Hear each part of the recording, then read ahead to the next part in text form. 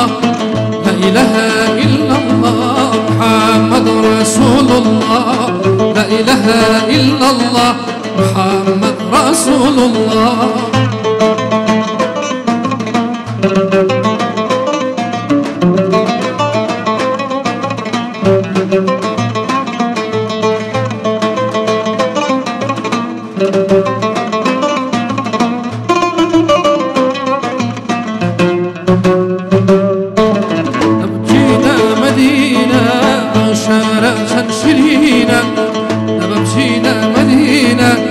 شارع شرينا جي علمو جي قيدينا جي فخر المرسلين جي علمو جي قيدينا جي قيد طه الأمين الله الله حي الله لا إله إلا الله لا إله إلا الله محمد رسول الله لا إله إلا الله محمد رسول الله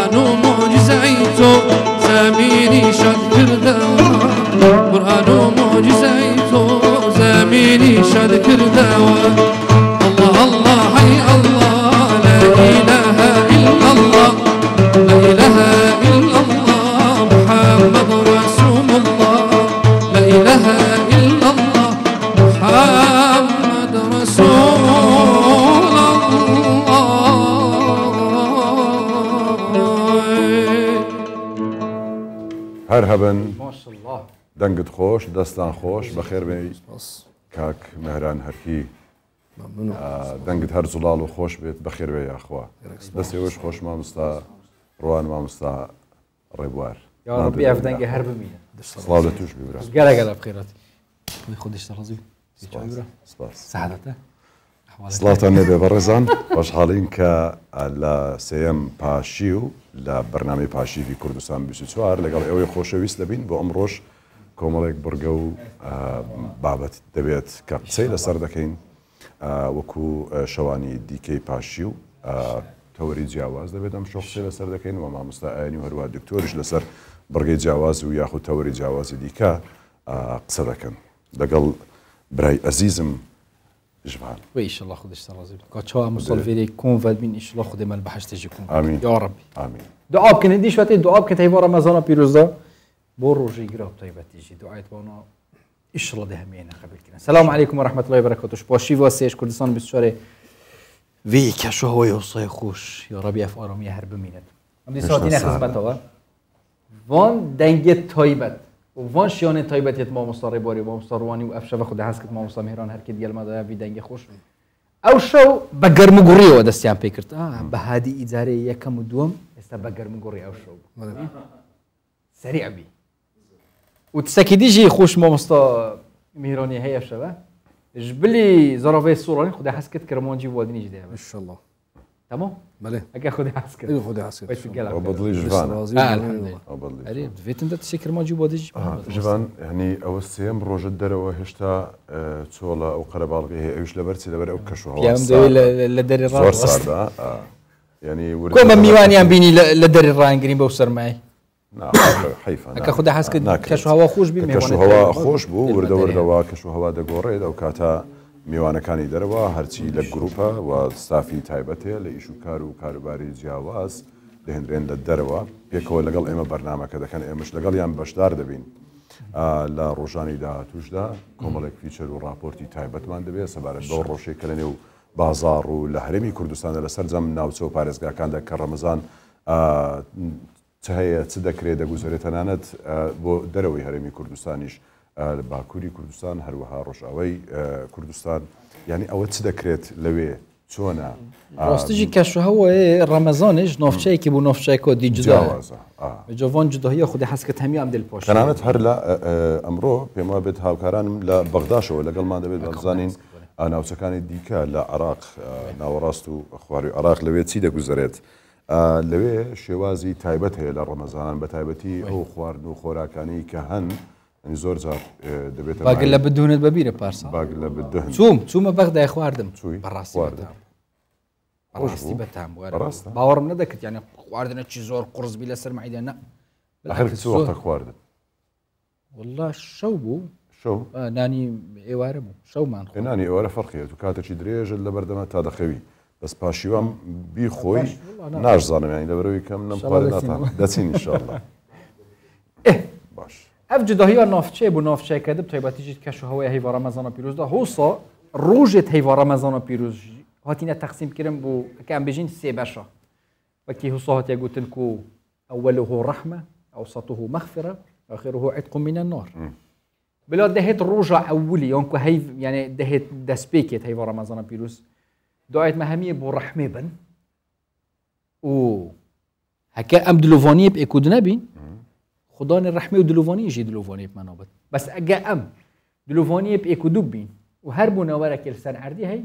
خدای مازن جی دلوفانیا خود گرمادا کت ویژال دست بکی امش خود دست بکین ما بس اوه کبلی آشتی و آشتوایی بمشی زانی جوان زگلوش مثلا تو تعود لو بيت کا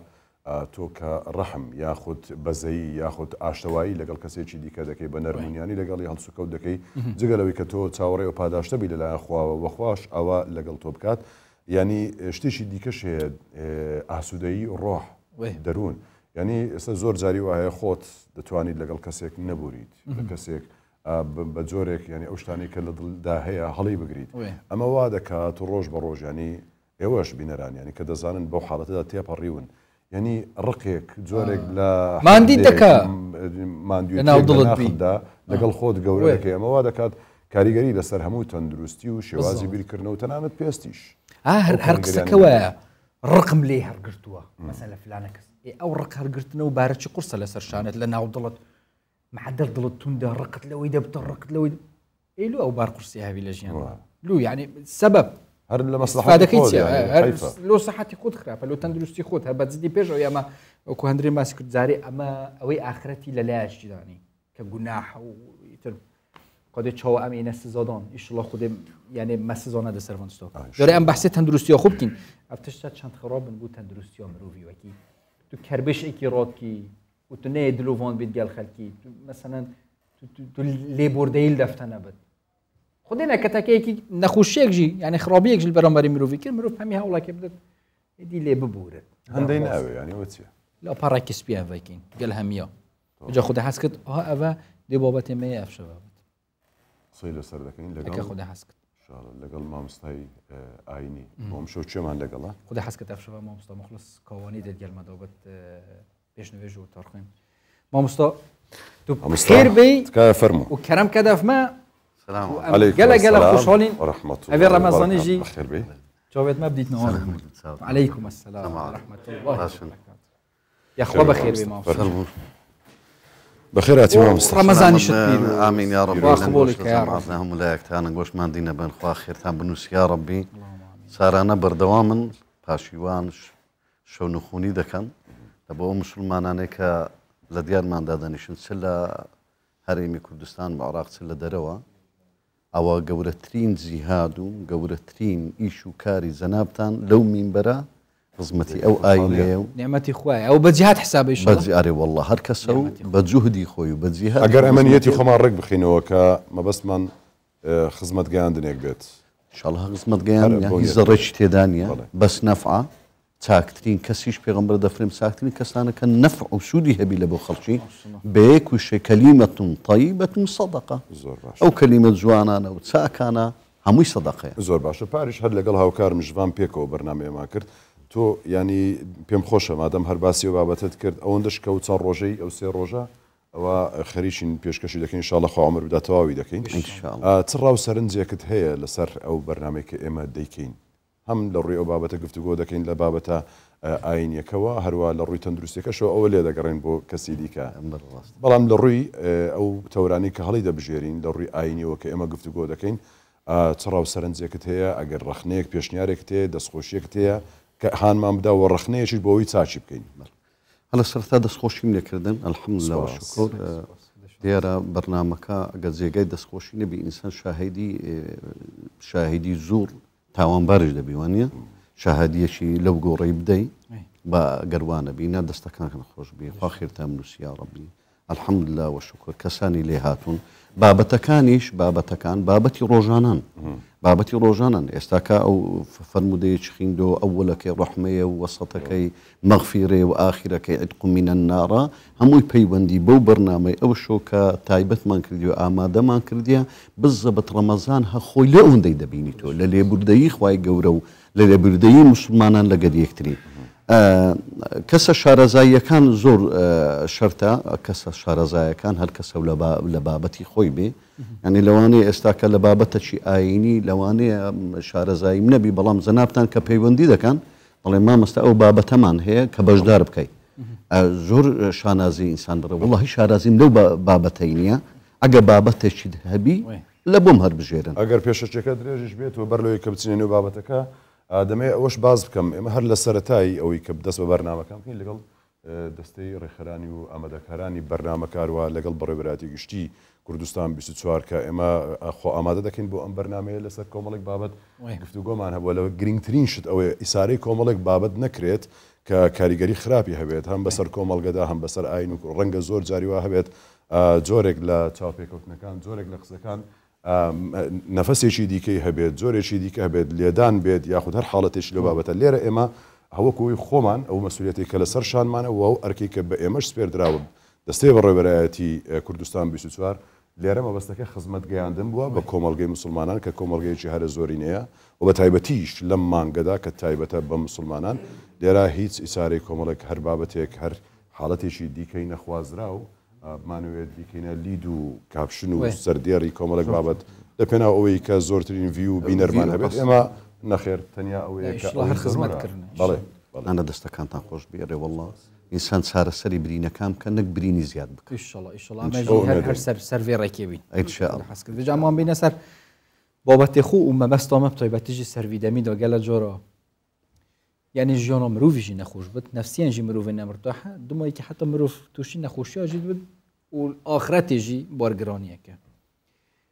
لێبوردەیی وێ ڕۆمانە بەرفرە هات ئیسلامێ داهاتی وێجا ئەم بینە ڤی سەردەمی لێبوردەیمان نییە لە ناو ژیانی خۆمان ئاشتاوەیەمان نییە بۆیە تووشی مەشاکلی عایلی و برادراتیمان باش نییە هەرخی یەکە خەریکی سۆشیال میدیا نازانی چێ بکاتە برادری خۆی ئەوڵێ ئەمە هەر سەرەتا ئێستاکەەوە دەست بە بەرنامەی خۆمان دەکەین خی گەورە ڕۆژی و تاعات و عیبادەتی هەم لایەکی قبول بکەین انشاء الله خی گەورە ئەو مانگە ڕەمەزانە بجێڕی بە مانجی ئاشتەوایی برایەتی تەبایی پێکەوەژیان ئارامی لە هەرێمی کوردستان و لە سەرتانسەری هەموو وڵاتان انشاء الله بەخۆی ئینسان بەخۆی لە خودی خۆیدا ئەگەر نەفسەیەکی ڕەحمانی هەبوو ئەگەر ڕوحێکی ڕەحمانی و پێغەمبەری و ئیمانی هەبوو بەخۆی هادوو لەسرە خۆیە ئەو تووڕەبوونە و گرژەی کە دەیبینین ئەوڕۆ لە ناو کۆمەلگادا هەیە هەمووی دەبی سەبەبێک یان دەبی هۆکارێک هەبی کە وای لێکردبی نامۆرتەحبی کە ئینسانیش نامۆرتەح بوو تووشی چ دەی تووشی عەسەبیەت دێ کە تووشی عەسەبیەت ڕەنگدانەوەی خراپی دەبیت و دوای عاجزی خراپی دەبیت و هەتا کۆتایی یەکەچیان لە نەخۆشی سەرچەکان مۆبایلە هەر بەخۆی کە تازە باسمان کرد زۆر لەسەر مۆبایل ئینسانی عقلی بچووک دەکاتەوە لەناو کۆمەلگا لە دەوروبەری خۆی تەعاملکردن لەگەر خەڵک لەگەر ماڵ و منداڵ قسەکردن ئێستا کە دەستی میوانداری شەتە لە میوانداری دانیشتی سیلێ ڕەحم جێبەجێ بکەی محەبەتی زەنابەت زیاتر بی ئیمیش لە لای تو زیاتر بی دانیشتینە فەوریەن ئەوە چاتە ئەو بە خێرەتنی میێوان بەو شێوەیە ناکرێت ئەمە هاتینە محەبەت و خۆشەویستمان لە مابینی یەکتری پێیا بیت زەوەشی هادئ وەربگرین بێ کێشە بێ مشکیلە ئەمجا کە ئینسان ڕۆحیەتی ئیسلامی هەبوو ئیسلامە بەخۆی عنی ئاشتی خوا سەلامە خوا سەلامە دینەکەت سەلامە پێغەمبەرت ڕەحمەتەن للعالەمینە عەلەیهی سەڵات وەسەلام باشە تۆش خۆ دەبی بەخۆی سیفەت جێبەجێکردنی سیفەتی خودای پەروەردیگار و خود ڕەوشت و ئەخلاقی پێغەمبەر عەلەیهی سەڵات وەسەلام زۆر لەوە بە قووەتر و گەورەترە ئەمە بڵێن ئەو فەرموودەیە هەیە جێبەجێ بکە هەر خوای گەورە بە گەورەی خۆی سەرەتای مانجی ڕەمەزان فەرموودەی پێغەمبەرمان هەیە عەلەیهی سەڵات وەسەلام دەفەرمێ هەر لە یەکەم شەوی مانجی ڕەمەزان خودای پەروەردیگار عوتەقا چەندەها کەسی کە تاوانی گەورەیان کردێت جەهەنەمینە خوای گەورە دەفەرمێ لێبوردەییم لە بۆ دەرکردن هەمیان لە جەهەنەم ئازاد بوون جەهەنەمیان لەسەر حەرام بوو و یاخود خوای پەروەردیگار دێنێ ناو قورئانێ لە غەفور و غافور و غەفار غەفور تەماشێ غافری ذەنب وهو الغەفور الرەحیم چەندەها سیغەی مبالغەی لە بۆ لێخۆشبوون و لێبوردەیی نەیە بەرامبەر بەندەکانی باشە مامۆستا ینی ئەگەر بێمانە قسەکان شتەوە بوو بوورە یانی ئەوەی کە باسی دەکەیت چەندین ناو هەیە کە ناوی خدای گەوران ئەوە غەفورە غەفارە ڕەحیم و ڕەحمانە ینی هەموو ئەوانە دەتوانێت لە نێو بازنەی ئاشتەواییدا کۆ بکرێتەوە ینی خدا بەڕەحمە لەگەڵ بەندەکانی هەمیشە لێ خۆش دەبێت خدا پێی خۆشەوە ئاشتەوایی تەنانەت لە نێوان خۆی و بەندەکەیدا هەبێت ئەگەر چی تاوانیش دەکات بەڵام دوازار ئەو ئاشتەوایی خۆی ڕادەگەێنێت بەپێی ئەو کاتانی کە هەیە لە فلان ڕۆژ بە ڕۆژوبی یاخود لە هاتنی ڕەمەزان یاخود لە هەر حاڵەتێکی دیکە چ شتێک وا لە مرۆڤ دەکات کە دوور بکەوێتەوە لەوەی کە نەوێت ئاشتەوایی بکات نەوێت لێبوردە بێت هۆکارێک هەیە وا لە مرۆڤ بکات بەخۆی ئینسان عادەتەنەکە لە ئاین بە دوور کەت لە دین و لە عیبادەت بە دوور کەت لە زکر و تاعەتی خوای گەورە بە دوور کەت لە جێوە مرۆڤێکی بەڕەحمی لێ دەرناچی دڵڕەقی لێ دەردەسی و یاخود ئەگە شارەزان نەبوو یا خودای خۆی بە تەواوەتی نەناسی و سیرەی پێغەمبەر عەلەیهی سەڵات وەسەلام یعنی وەسیەتم وایە وەسیەت لە بۆ هەموو موسڵمانە بەس یعنی لەو مانگە ڕەمەزانە با بچن ژیاننامەی پێغەمبەری بەدەیان ژیاننامەی کوردیمان هەیە ئێستا لە بازاڕ با بچن ژیاننامەی ئەو پێغەمبەرە بخینەوە پێغەمبەر بە عەزەمەتی خۆی کە پێغەمبەری خوا بە عەلەیهی سەڵات وەسەلام پیاوێکی ئاعرابی پیاوێک هات یەقەی پێغەمبەری ڕاکێشا ئەو جوبەیە ڕاکێشا هاتا خەتی ئەو جوبەیەی لە ملی پێغەمبەر دەرچوو عەلەیهی سەڵات وەسەلام ئەوەندە ئەزیەتیدا فەرمووی لەو مارەی خوای بمدەی لۆنام دێ پێغەمبەریش عەلەیهی سەڵات وەسەلام هەتا ئیمامی عومەر لە جارێکی تر ئیمامی عومەر هەتا فەرمووی یا ڕەسوولە ئیزنم دە لەسەری بدەن فەرمووی یا عومەر وامەکە ماری مال الله ماری خوای ڕاست دەکەی وەڵڵا لە ماری خوای گەورە بیدەنێ و زیاتریشی بدەنێ جارێکی داوای قەردیان لێ کردەوە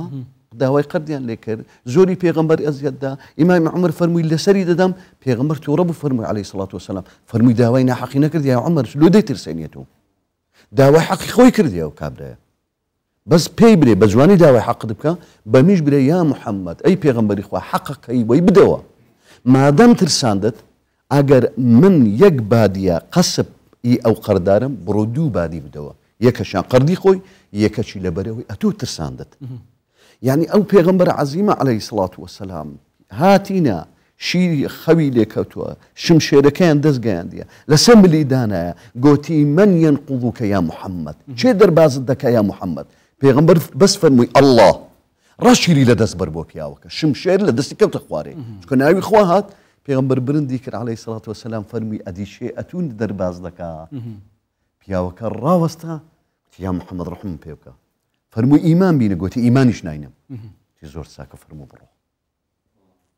تەما دەیکوشت بە حەمدەن دەیکوشت بەدەیان زار محاوەلەی تیرۆرکردنی پێغەمبەر هەبوو عەلەیهی سەڵات وەسەلام پێغەمبەر تووڕە بووە کە بەستیتیان و یان ئازاریاندایە فەرمووتی ئیمان بینە گوتی ئیمان ناینم فەرمووی کەیف خۆت بە فەرموو بڕۆ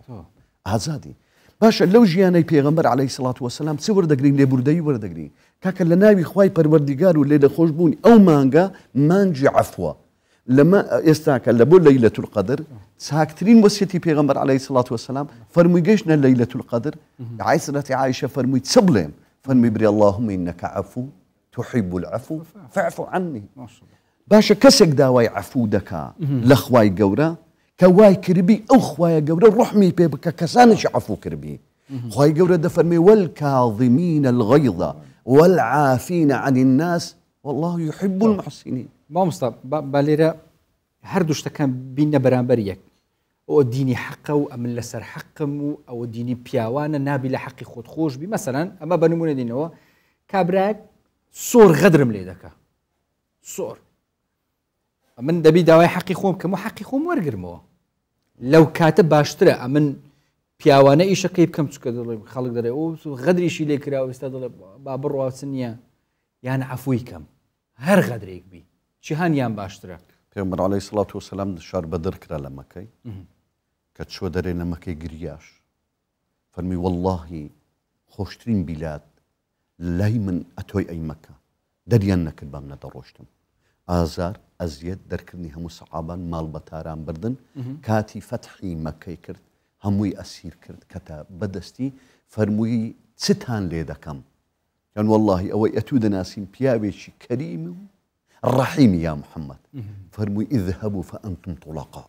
أي فرموا دي الساكت عن الحق شيطان أخرس أوا بخود درباري هندينية دربارينا حقيك أجر ببينين أو كاتي أما دبين أخرس برين كاكاتنا حقي القولة أما فرمودية بري أجرنا حقيك ببينين كابراك ظلم لكسيك بكا ستم لكسيك بكا يانا حقيك ببينين ولاد كاول بكاين كاكا وامكا او جوازه لقى ليبردنكي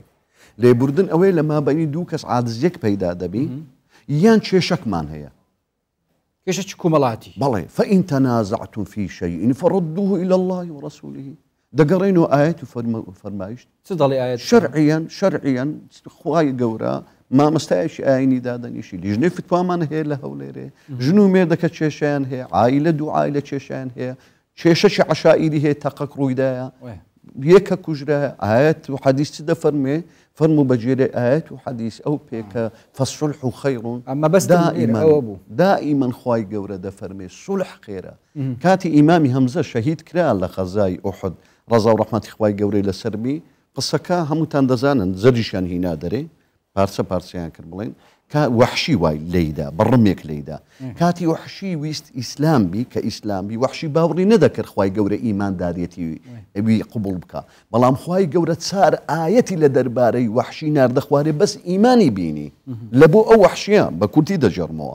كهاتا لاي بيغمبر عليه الصلاة والسلام ايماني قبور كرا يعني بيغمبر عليه الصلاة والسلام بيفرمو كو شهيد تكرد رمم ليدا سينجم شكر و زرقا كشم لبو هندي هنا داري پیغمبر قريا لبروي امامي همزه مامي پیغمبر بو ولا قر پیغمبر شيريان خوار بو براي شيري بون زوري خوش دويست حتى فرموي ايمان قبوره خوا لهم غنا عشت خوش بو بس تخوي ازيت مدى زور مي برساوم او لولا يا پیغمبر كاتي شهيد كرا امامي همزه فرموي حفتان فرلباتي همزه دكوجمو خواي قورة آياتي نازل فرموي خواي قورة فرموي أجر طولدك يا محمد فإن عاقبتم فعاقبوا بمثل ما عوقبتم به يا محمد وين الله أجر طولدك يك نفرت لي كشرا يقدر كشرا العين بالعين العين بالعين السن بالسن بلام لباش أو يفرموي أجر صبري بقري يا محمد صبر لو تو خير ترى فرمي يا ربي دنا صبر دقر مكسش ناكوش مو او خيرتسيا استا يكك لي بوردا بلا برامبر يكك غدري لي كرديا مثلا قادر لمن كرا من لي بوردا قلت يا الله خوا هو عفون كرت دبر خاطريتو خيرك تسيا من استفاده اذا كم لو بيني هو خير لو خير قورة ترني يا اخواي قورة بفرمي امشي اتو معفو كرت يا الله يسلوي قورة حتى واو يعني لهمو جناح عفو دكي عفو دكا لي دبوري لي دبورم يعني لوي قورة ترنيا اتو تاوان هزارها همومان برامبر اخويا قورة مقصرين هر سندي بدين بين تاوان من هي هر سندي بدين بين بلام ايما معاملك لقر خواي پروردگار دكين خوايا لبرخاتي قوريتو لي خوش بم لي خوش با او معاملك لقر خواي قورة إن الله اشترى من المؤمنين أنفسهم وأموالهم بأن لهم الجنة. يعني هر کەسێک کە لە کەسێک کە تاوانێکی بەرامبەر دەکات لێی خۆش بێت، خوش لە بەرامبەردا لێی خۆش دەبێت لە چەندەها تاوانێک کە ئەو بە بیری دانایە خوای گەورە لە مەیدانی مەحشەر دەفەرمێ ئەی بەندەم لەو بەندەیە خۆش بووی لە بەخاتری گەورەی من، ئەها ئەو تاوانت کرد بوو بەبیرت دێ لە بەخاتری ئەو ڕۆژەی لەو بەندەیە خۆش بووی ئەمە ستری ئەو تاوانەی توم کرد و لە گوناحت خۆش بووم ئەو عەفوم کردی. هەر کەسەکی لێبوردە بیخوا لەگەڕی لێبوردەیە، هەر کەسەکی بە بەزەیی بیخوا لەگەرەوی بەزەی کە پێغەمبەر دەفەرمێ ئیڕحەموا من فی الأرض یەڕحەمکم من فی السەما. ئەم لێخۆشبوونە ینی بوختان یاخود غەیبەت یاخود ئەو بابەتانش دەگرێتەوە بۆ نمونە دوور لە من با بڵێن غەیبەتی ژوان دەکەم ئەگەر بێت و عەفوم بکا بەبێ ئاگایی منیش، ینی زۆر جاری وایە بە سیفەتی بەشێک لە مرۆڤەکان جەهری غەیبی بەر لەوەی بخەوێت دەڵێ خوا لەبەر خاتری تو گەردەنی هەمووان ئازاد دەکەم، جا لە غەیبەتە لە بوختانە لە قسەی هەڵبەستراوە لە هەر بابەتێکی دیکێ ئەوەش بەبەرەوە دەکەوێت. بەڵێ ئەجر و پاداشتێکی یەکزار گەورەی دەبیت، ئەجر و پاداشتێکی یەکزار گەورە وچیک و دوعا لە غەیبیەت زۆر باشترە لە ئەوەی کە بەرامبەر دوعا بکەی بە دەنگ بکەی لە بۆ برادەرەکەت بە هەمان شێوە لێبوردەیی لە بە خاتری خوا و پێغەمبەر زۆر گەورەترە چکە ڕیای نایەتە ناوێ. ئێستا لە بەرامبەر زەنابتەم لەوانەیە دنیایەک شتێک بێتە ناوێ لە مامەری مەسلحەتێک برێم ئەوە لە تو خۆش بووم، بەڵام ئەدیەگە بە غەیبیەت برێم خوایە ئەمن لە گوناحی هەموو بەندەکانی تو ئەوەیە مافەچیان لەسرمنە خوایە ئەوە ئەمن گەردەنم ئازاد کردن لە هەمویان دەبورم خوایە لێم ببوورە. ئەوە زۆر پاداشتی گەورەترە لە ئەوەی کە ئینسان ڕووبەڕوو بڵێتە یەکەچی لێم خۆش بە. جا لێبوردەی بوختانکردن بە ئەوەی نەشارینەوە زۆر زاروێ دوو مافمان هەیە، حەق اللهمان هەیە حەق الناسمان هەیە. بڵێ خوا لە هەموو مافی خۆی یەغفیر لیمەن یەشاء. ئەوەی نوێژی نەکردیە ئەوەی ڕۆژۆی نەگەوە لە بینی خۆمان خوا بەس خوا دەزانی دنیا شەربستی ئەمە ناتوانین بڵێن عەزابی خوا بەسەر ئەو برادەرێ بەرامبەرم دەسەسپێنم یان جەهەنەمیان بەهەشتیە. ئەوە ئیشی خوایە، حکمی خوای پەروەردگارە. یەغفیر لیمەن یەشاء ویعەذیب من یەشاء. ئەوە مەشیئەتی خوای گەورەیە. بەڵام حەق الناس خوا لە هەموو مافی خۆشی خۆش بی، بەڵام من و تۆ گەردەنی یەکتری ئازانەکەین دەزانن تووشی کێشەی زۆر گەورەش دەین. ئەمە دوای ئەوە هەردووکمان عیبادەت عابیدین عیبادەتی خوامان کرد یا کردیە مانجی ڕەمەزان و غەیری ڕەمەزانیش بەهەشتیشین، بەڵام لە قەنتەڕە پردێکە لەوێ هەر کەسەکی مافی دەرزیەکی لەسەر یەکبی گەردەنی یەکتری ئازانە کردبی بە چەندەها ساڵ لەوێ دەوەستین خەڵک لە پێشەمە دەڕبا لە بۆ بەهاشت. ئەمە لەو گۆڕی دەبی سامان زەقکەینەوە تا محکەمەکە دادێ یەڵە محکەمەکە یەک بە یەک بانک بکە هەتا ئەمن و ئەوە مافەکەی دەدەین و یەکتری ئەوە زۆری پێدەچی. ناوەڵا لێرە برێ خوایە ئەمن هیچ ماف و حەقم لەسەر کەس نەما. ئەو محکەمەیە چوون باسکرای لە قورئان و فەرمودەکانی پێغەمبەر صلی الله علیه و سلم یەکێک غەدری لە یەکە چ کردیە لەوێ ڕادەوەستن هەموویان حەق و حساباتی خۆیان کرد و چوونە بەهەشت و چوونە جەهەنەم. ئەو دووەمانەوە ئەو محکەمەیە باسکرا چوون دەکرێ حەقی یەکتریان لە کاتێکدا ئەگەر بەدیوێکی تەمەشا بکە حەقە کابراەک لە دنیادا بۆ نمونە من دەستم نەڕۆیشتووە حەقی خۆم لە کابرا وەرگرمەوە بە هەموو توانای خۆی غەدری لە من کردووە، ماڵ و سامانی منی خواردووە، ینی بە هەموو نەوەیەک ئەوم هەڵگرتووە بۆ محکەمەی خوا. باشە چاوەڕێم خوابی حەقم بکاتەوە چونکە هەندێک ینی هەندێک غەدر هەیە هەندێک شت هەیە بەڕاستی ئەوەندە ئاسان نییە، ینی ئەم ئەو بڕوایم هەیە کە خوای گەورە حەقم وەربگرێتەوە. لە کاتێکدا کەسێک ئەو مافەی هەیە کە خوای گەورە بۆی وەربگرێتەوە، ینی لەسەر و حاڵش دەبێ من مەسەرەن بوەستم کاتێکی ئەوەندەم هەبێت. ئەمە چۆنە؟ ئەمە گوتمان دوو حەق الله حەق الناس وانیە. باشە ئەتۆش گەردەنی ئازاد بکەی. هەندێک ماف هەیە خوای گەورە محکەمیارە دەکات. باش یەکە یەشێک دەکوژی دوای ئەوە من دەسم سوڵح دەکەم خۆ حەق الناسەکە پێک هاتین و سوڵحمان کرد و پارەشمدا ئەدی حەق الله چ لێ دەکەی؟ ئەدی ئەوە دەمینێ ئەوە ئیشی خوای گەورە لە بۆ خوای پەروەردگارە دەگەڕێیت و مابینی وەی خوای گەورە دەفەرمێ هەر لە دنیادا ئەوەی زەلام دەکوژیە ئەو بە قەزا و قەدەرە یان بە عەمدنە ئەدی 6 ڕۆژیشی ڕۆژی بوون لە بۆ دانایە. ئەوە لە دنیادا دوو خانەوادەکە پێک هاتن و سوڵحەکە کراوە ئەدی لە قیامەتی ئەو مردی حەقی مردیەکەی ئەدی حەقی مردیەکەی. ئەمە گوتمان ئەمن و تۆ ئەگەر گەردەنی کولی یەکتری ئازاد بکەین ئەوە ئازاد دەبێت. او كيدي حق الله وتمان دميني تو سما شيئة رب العالمين لي خوش دبي يعني عذابي ددا يعني سزايا كي ددا قنطرة او بردا بيش سيراته بري اولا بيش اوي دبي هموي باك ببيتو تو او زبر ولا بو بهشت او گوتمان یەکێک دڵێ ئەوە پێشەوەی نووسن و گوتم ئەو گەردەنی هەمومان ئازا کرد و هەمویان عفو یەکێک بەدزیەوە غەدری مەسەلەن من خوانەکە بەدزیەوە غەدرەکەم لە برای خۆم کردێ لە هەندرێ ئیشەڵان خودشتە ڕازی بێت گەردەنەتەجا بەدزیەوە غەدرم لێ کردووە دوای کەشف بوو مەقسەدم ئەمن یعنی حەزم کرد بچم باشتر ئەوە بینی خۆم و خوا بڵێم خوای عفوم کە ئەو غەدرم لێ کردو تۆ یان بچم پێی بڵێم والله ئەو غەدرم لە تو کردو فلان عندك زاروي للرود ناية بون منا يعني با توضيحي زياتر امن اشتغل دور لو مقامه يعني لقلبي نرانيش امن اشتغل جوان دتزم باشا للروم ناية بيبلم بلم او مالم لتو برديا او دس باركم دم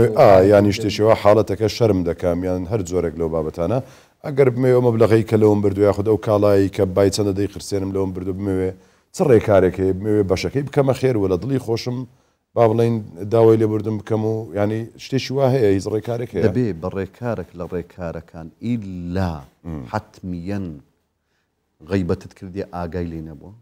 بختانة بيكردي آقاي لي نبو مالك خوار دي آقاي لي نبو ين خوان خواست بدزي بردي آقاي لي نبو إلا دبي بريقاك بيقيني أو مفهومة بيقيمو أو بلي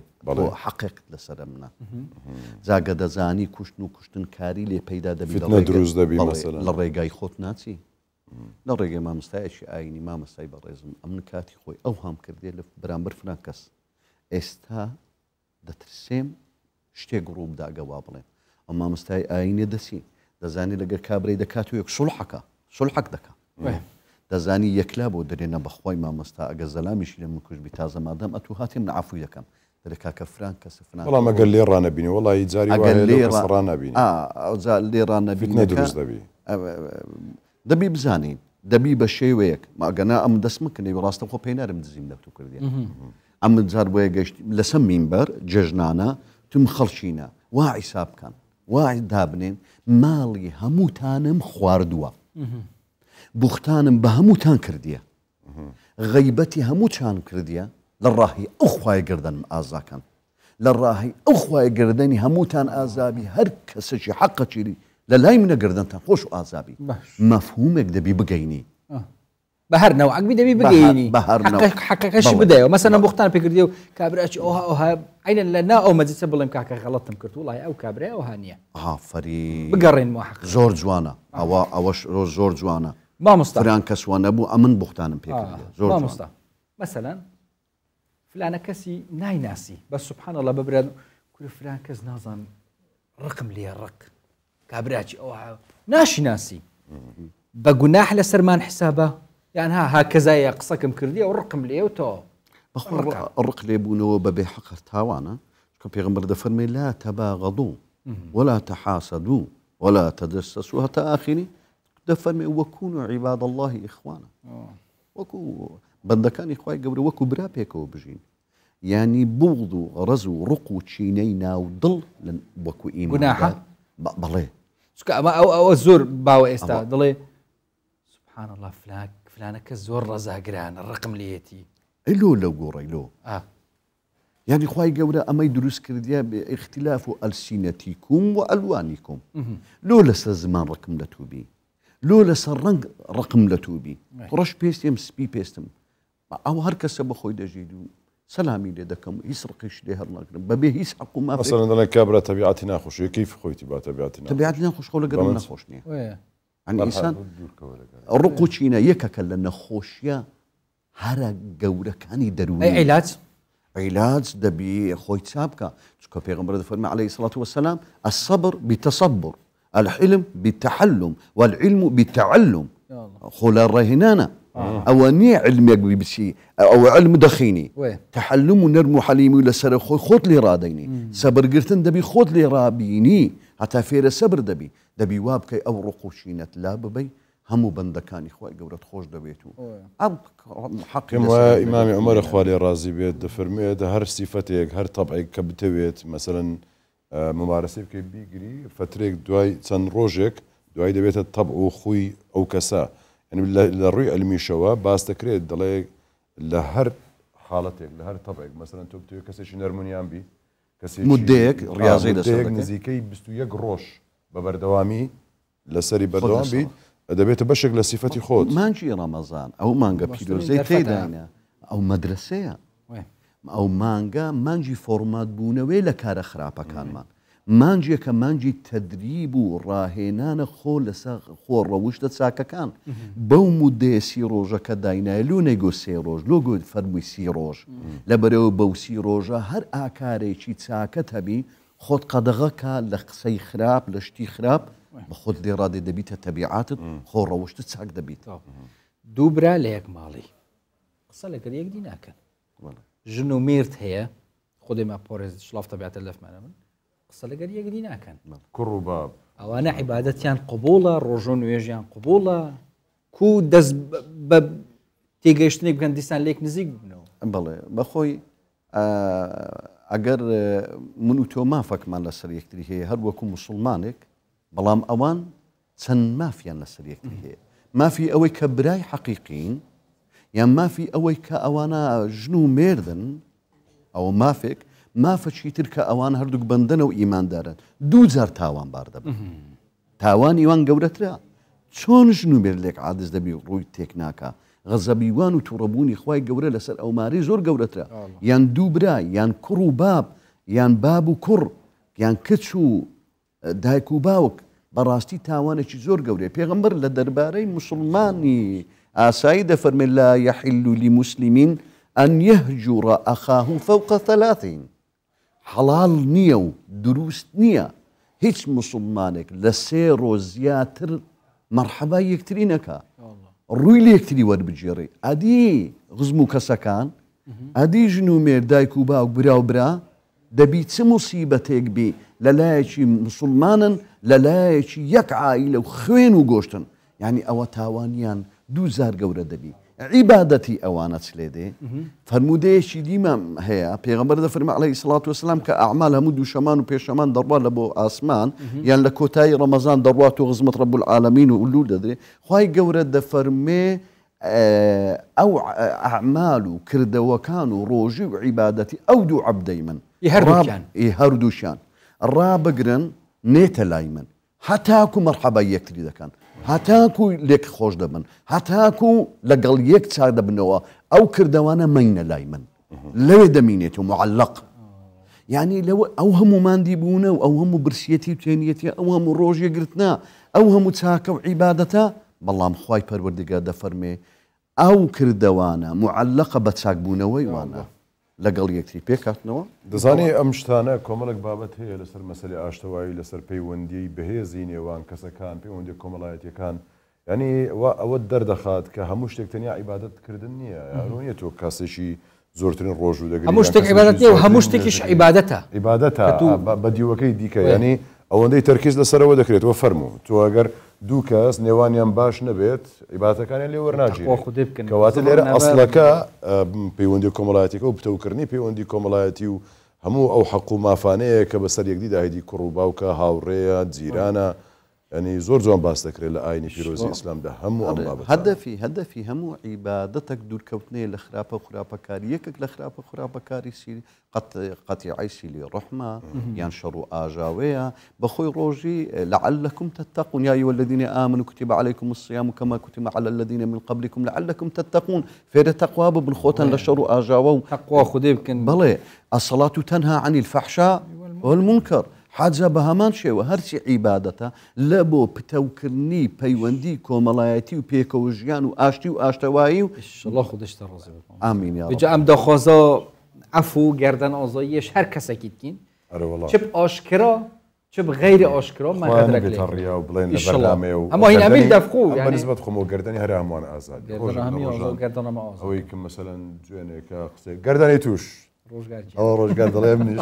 زوو لێک ئەوە دەبین هەموو توش ئازاد هەموو شتێک لەوانەیە دەست پێ بکەیت ئەوە دەڵێت چ دەنە ئەتەمەشتە ئەو لای بکە هیچ نییە هەموو شتێک لەوانەیە بە ئاشکایی ڕیایەکی بێتە نابی بەڵام لێبوردن و داوای لێبوردن بە ئاشکایی نەبی نابی ئیشله ڕاستە یعنی نابیتە ڕێ ئینشاءالله ئەوە هەنابیتێ دەبی ئللا بە ئاشکردن وإيش خدش ترز ما وصل مخلص أم قال قال خوش حال من أبشر بحاول سلامة يا ربي ودي الرجون ويجوا طاعته وقبل يا ربي آمين قال ممنون خدش رزبت يا رب سو ما سكر سلامتك أم بجرب استوديو در كمين بجوا كي مقولتي هجنو كدس بيبكن وفيجو ساكني كود لي كي هلو وقت كي كريا موبايل بت تلفوني بت ماسنجري بت نما كي بو بنينا دليتا بلا معظم بده خازه لي برني جيب كبجب سلافك اللي بكا هر سلافك اللي بكا احوال برسينك هي يكسر دلي مينار مد بيش دياره تشتكي هي وداس بكا نفسيتي خوتها باشا يعني هاي استبخوم انا قر انا عزبين او رقلد المان دمنيته وحسرته لبرسي ام بچینه بغداد بچک استودیو در کوین بچینه کشه‌ها که تایبت البغداد پایتخت عراق الكيري المتنبي ام چینه متنبي جي ادبجم نفچک کن نزیکی متنبي او مگوتی ما بغداد مديت تا استحزش ملي خوش یا سچی دکین ان شاء الله بيكو اگر امش بيكو نتوانین بیکا بخود برو متنبي که هموی کتاب و کشو هوای تایبت و ثقافت ام بچینوی ده افکار ما شوان جباری پای که راست خودت گله مدام شوان افدمت باش رمضان وبيروز خدي قبيل كتي الله المتنبي وكشو هواي الروشنبيري تيكالي كشو هواي باشيفي بزاني كاتشا صلاة لبي شيفان تبع سلايتو والله هندرين جوان صلاة ليوش رمضان يوش بيروز بجارة جواز لشوكاني ديكا بينين شقامي متنبي رازين راوته وخلجي زور بو بسر بردين شواني رمضان رويان كردوز شقامي متنبي وعوكات چندين جور چالاكي هنري يعني اشتي ترفيه لنا هلا بخال هلا شلونك؟ اهلا وسهلا سولف لنا على هاي الاجواء الحلوه سولف لنا اولا نقول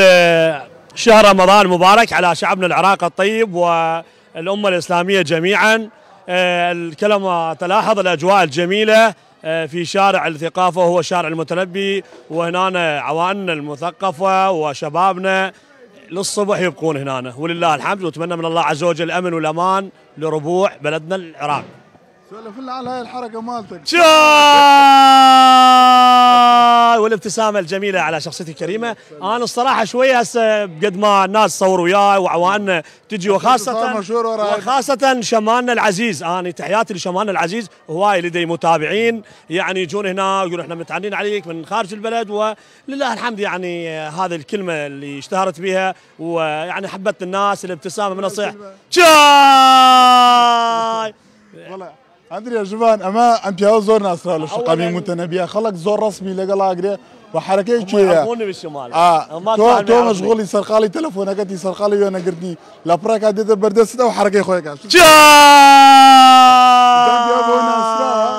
صبر راسي من شي بريك ترسان وانا بس لوشكم يعني زوربي او تشالكياني كلنا متنبيا هم بابلين هنرين وهم ترفيهين وهم بشي زور يا اولاتيان بو بسربرني كاتشي خوش لشاني رمضان الروح كان ايرا وتواني يعني او كشوات جواني ك لانه متنبي ابي خوزنا تاكم تون زورترين بطيبت للشواني يعني بينشمو هيني وشما يعني خلشي زور روح كان ايرا تنانت استا لهرمي كردستان شو لشاري شارسكو جواز كان شو خلق دين ايرا من اجر يعني عبد الله وكاربي بينين شقامي متنبي سرباري درنغاني ام شوا شلوني باشي كرديه زاني لا والله قليل كمي سولف لنا على هاي الاجواء الحلوه مال المتنبي. اولا نهنئكم قدوم شهر رمضان المبارك واحنا نعيش الاجواء الجميله البغداديه وتحياتنا لاهلنا وناسنا في شمال العراق الحبيب بالاربيل بالسليمانيه بالدهوك بالكركوك كله حلو. شكرا يا حبيبي سيرتشاو حياتك. ام بياوا يا براخي يا براخ مرحبا بك خاله. شنو دولمه مالتك خلصوا؟ الدولمه مالي خلص والحمد لله والشكر. اليوم ما عندي بكان اني قلت الله على الناس الطيبين سووا لي بكان واشتغلت بالحمد لله والشكر واريد مساعدتكم شوفوا لي بكان واشكركم. شكرا ام يا براخ فروشه ما شاء الله يا براخ كان طاوب يعني توانيتي مشتركي باش شبيه واوقات وكو امانجم بكري يعني هر كسك بجولي كتابتي هنري تواني يعني كريار بو خوان راك شمويه اسم متنبي بو تشودك كواني جورا بهري شانه بتايبت بو بروفيش كردي يعني او خواردن كالاي كبيانا او شايا يعني قهوه نازانم چندين جور شتانه ليريكا اره بازاري بو دروس كان يعني بالرجاك هولي اوادن كبهري شخوان بكار بينن تاكم تورن بروفيشنال بيت وما اما جبوشكم كاسار شون تزور امين تول جيرا وتبر شكو تنها لبغدادنا يعني لشهر وشهر تجاوز كاني عراق شو هم بشوان وهم باروج شخوا كان نيو شقامي متنبي بوي يعني او كشوي كلنيو متنبي كشوي ب 2000 باريس راوبيا قال لك جالك سباس هفكاري ما شوان جباري بايك راستخو اش جادا متنبي البغداد تدقل مداوي راستي كشواجي خوش بس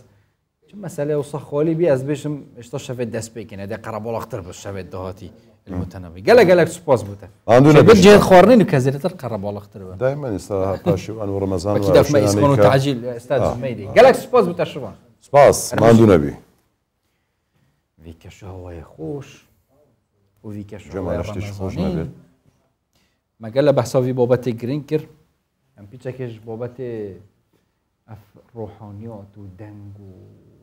صدای خوش ام بيتشك دير كاتي درست دنگ خوشی همه اواد قرآن خواندن ده هی و بانگدان ده هی جاری موسیقی ده ونیا بله درست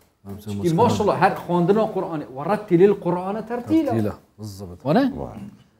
يعني سبحان الله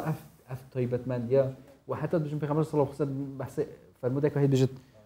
وقتی این قرآن تخین دنگ خوش بکن بخینه زين القرآن بأصواتكم خوزی دنگ من وکی برای من وكي تيخوش بوجد من نكه قرآن خان وبس باس تبكم دنگ والله دنگ خوشة والله دنگ خوشة دنگ خوشة خوش او مناقشه لي قري او مناقشه لي ناز عندك اگر من دنج خوش قرآن خو قربالغي سون خواردن استغفر الله سون ديما خو دنگ خوشة لا سون خواردن ناوي نا باس ناوي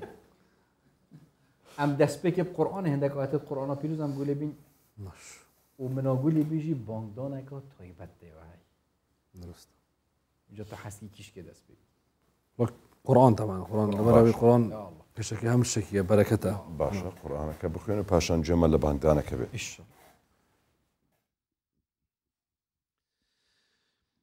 بسم الله الرحمن الرحيم الحمد لله رب العالمين الرحمن الرحيم مالك يوم الدين الرحمن الرحيم مالك يوم الدين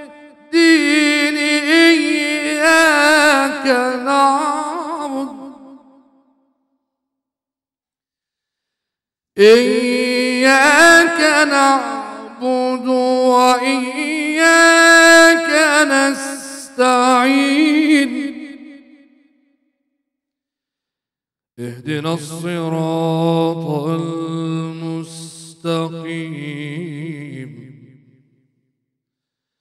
صراط الذين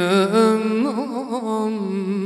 عليهم غير المغضوب عليهم ولا الضالين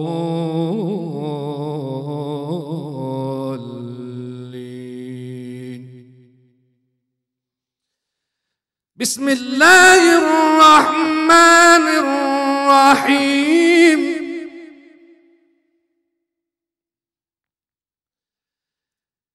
شهر رمضان الذي أنزل فيه القرآن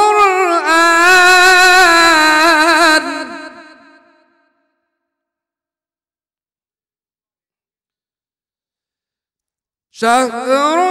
رمضان الذي أنزل فيه القرآن هدى للناس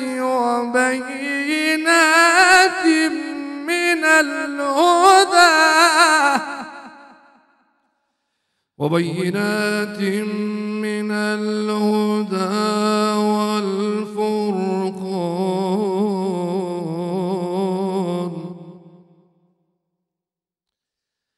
فمن شهد منكم الشهر فليصمه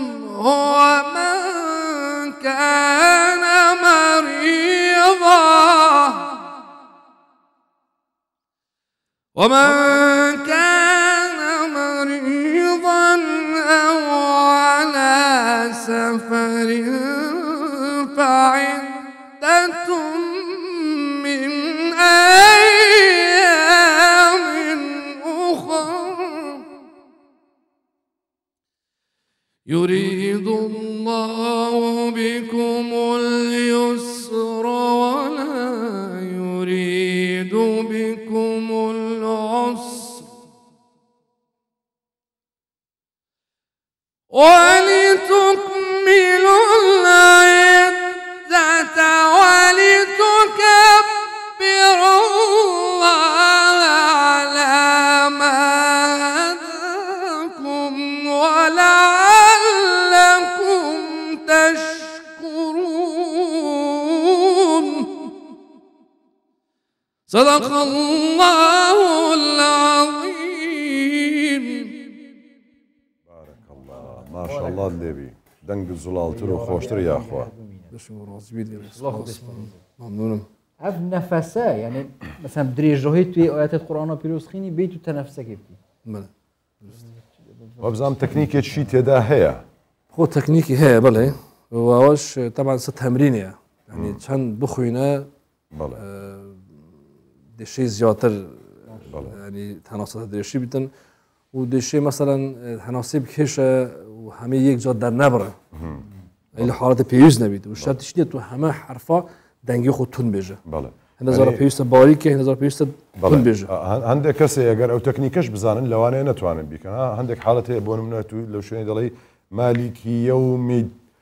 دين اوها لهندك شوين هي او هذا تواني هلي بقري بلام شردنيه يعني او كسي كبلاي والله مو تكنيكه بكاردنم دتوانم وابكم اوش لزانني دوي والله امن بخوم زقلوي يعني بتايبتي لمسلي دنگ خوشي او بابتانه زور حزم لبانكا بانك هستيشي زور تايبتم بيدادات بتايبتي لهندك ولات هي بانك براستي يعني دنجي هند خوش هي راد دقري يعني نازانم مستقر بڵێم وەکو پێشنیارێکی و وەکو دەردەدڵێکی تاکێکی ئەو وڵاتەیە پێم خۆشە ینی لە وڵاتەکەی خۆمان هەزاران دەنگ خۆش هەیە هەزاران دەنگ زوڵاڵ هەیە بڕوا بکە جاری وا هەیە ینی ئەمەش وەکو ڕۆژنامەنووس دەتوانین ڕابۆچینی خۆمان بڵین لەم بارەوە ینی لە هەندێک مزگەوت هەیە بانگ دەدرێ وەڵڵاهی بەداخەوە گوناحە ناکرێت حسابی میزاجی خەڵک ئیشان لەسەر ئەوە کردبوو پارساڵ ئەگەر بەبیرت دێ میوانمان هەبوو گوتیان ئەمە بەتەمای نەشتێکی ئەوها لەگەڵ وەزارەتی ئەوقاف بکەین و داشماندانەیە و دەست پێ دەکەین بەس نازان بەکوێ گەیشت ینی حەوە مادام وایە وا دەکرێت دەبێت شەوێک ئەوقاف یەکێک لە وەزارەتی ئەوقاف میوان بکەین و قسە لەسەر ئەم بابەتە دەکەین بێگومان جگە لەوەش هەرسیمایەکی جوان دەدا هەزاران دەنگ خۆشمانێت دەنجی زۆر خۆش بۆ نمونە ئێستا دەمانەوێت گوێ لە بانجێک بگرین با بزانین بە چەند جۆر مەقام بانک دەڵێ یان چۆن چۆنیە زۆرە کاکەندرێن دەتوانی جۆرەکان هەمووی بڵێ لە بانگێکدا هەمووی کۆ بکەیتەوە چۆن چۆنی دەتوانێت بەڵێ بانگێک هەیە کە هی خۆمە باشە دامهێنە بەڵێ باشە بانگەکە دەتەوێت سەرەتا بۆمان باس بکەیت چ مەقامێکە و چۆن چۆنی هیچ ناوچەیەکە یان هیچ کاتێکە یان دوای ئەوەی کە بانگەکەت با تەواو بکەین شتە بانکەی بڵێن بابێکە و جۆر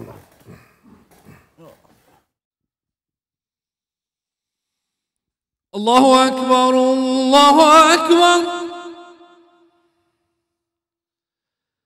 الله أكبر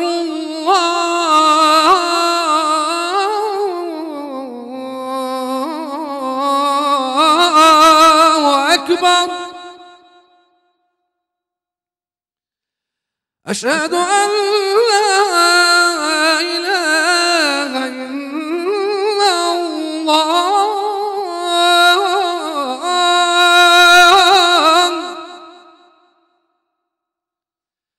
أشهد أن لا إله إلا الله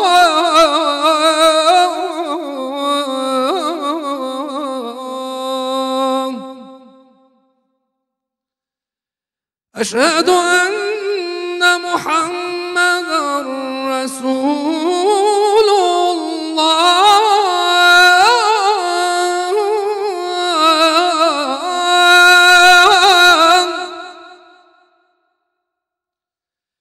أشهد أن محمدا رسول الله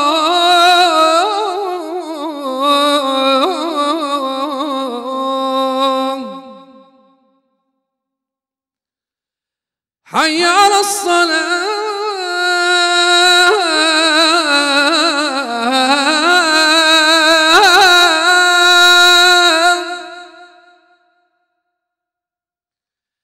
حي على الصلاة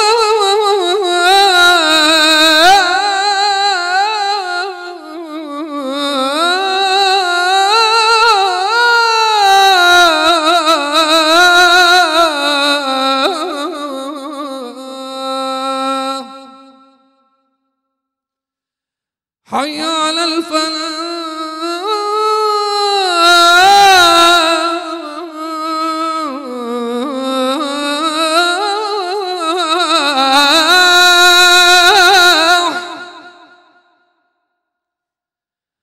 حي على الفلاح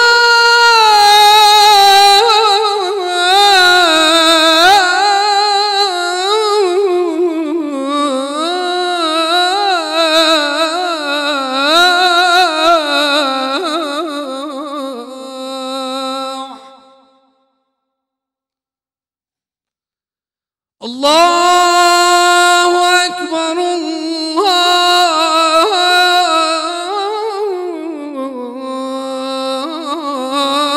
الله أكبر لا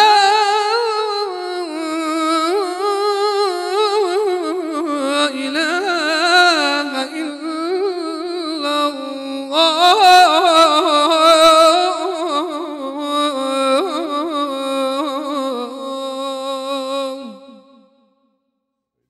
ما شاء الله هەر دەنگ خۆش بی دەنگت خۆشتر زوڵالتر ماشەڵات لێبی دا ئەو دەنگت بپارێزی زۆر ئی بەخوای لە هەر مزگەوتێک لە هەولێر لە دووەک لە سلێمانی بەو دەنگە خۆشە بانگ بدرێ خەڵک والله هیچ یەکسەردی مرۆڤ چتە نوێژە هەر مزگەفتێنێ ینی دەنگخۆشی بەڕاستی هەر زەرورە بە تایبەتی بانگ کە بانگ دەدرێت خۆی ینی دەبێت کەسێک بێت دەنجی خۆش بێت توانایەکی دەنجی هەبێت باش بێت جوان وشەکان لەفز بکات ئێ وەڵاهی لە هەندێک شوێن گوێت لە بانگ دەبێت ئەمە ئەوە باسمان کرد وەزارەتی ئەوقاف کەسێک دێنی قسە لەسەر دەکەین بەس خۆت لە مزگەوتان بانگ دەدەی یان بڵێ ماشەڵڵا چونکە ئەو دەنگە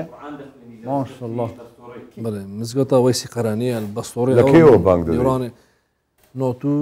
دولۆسێ ماشەڵڵا بە بەردەوامی یان بە بەردەوامی نام پسڕاندە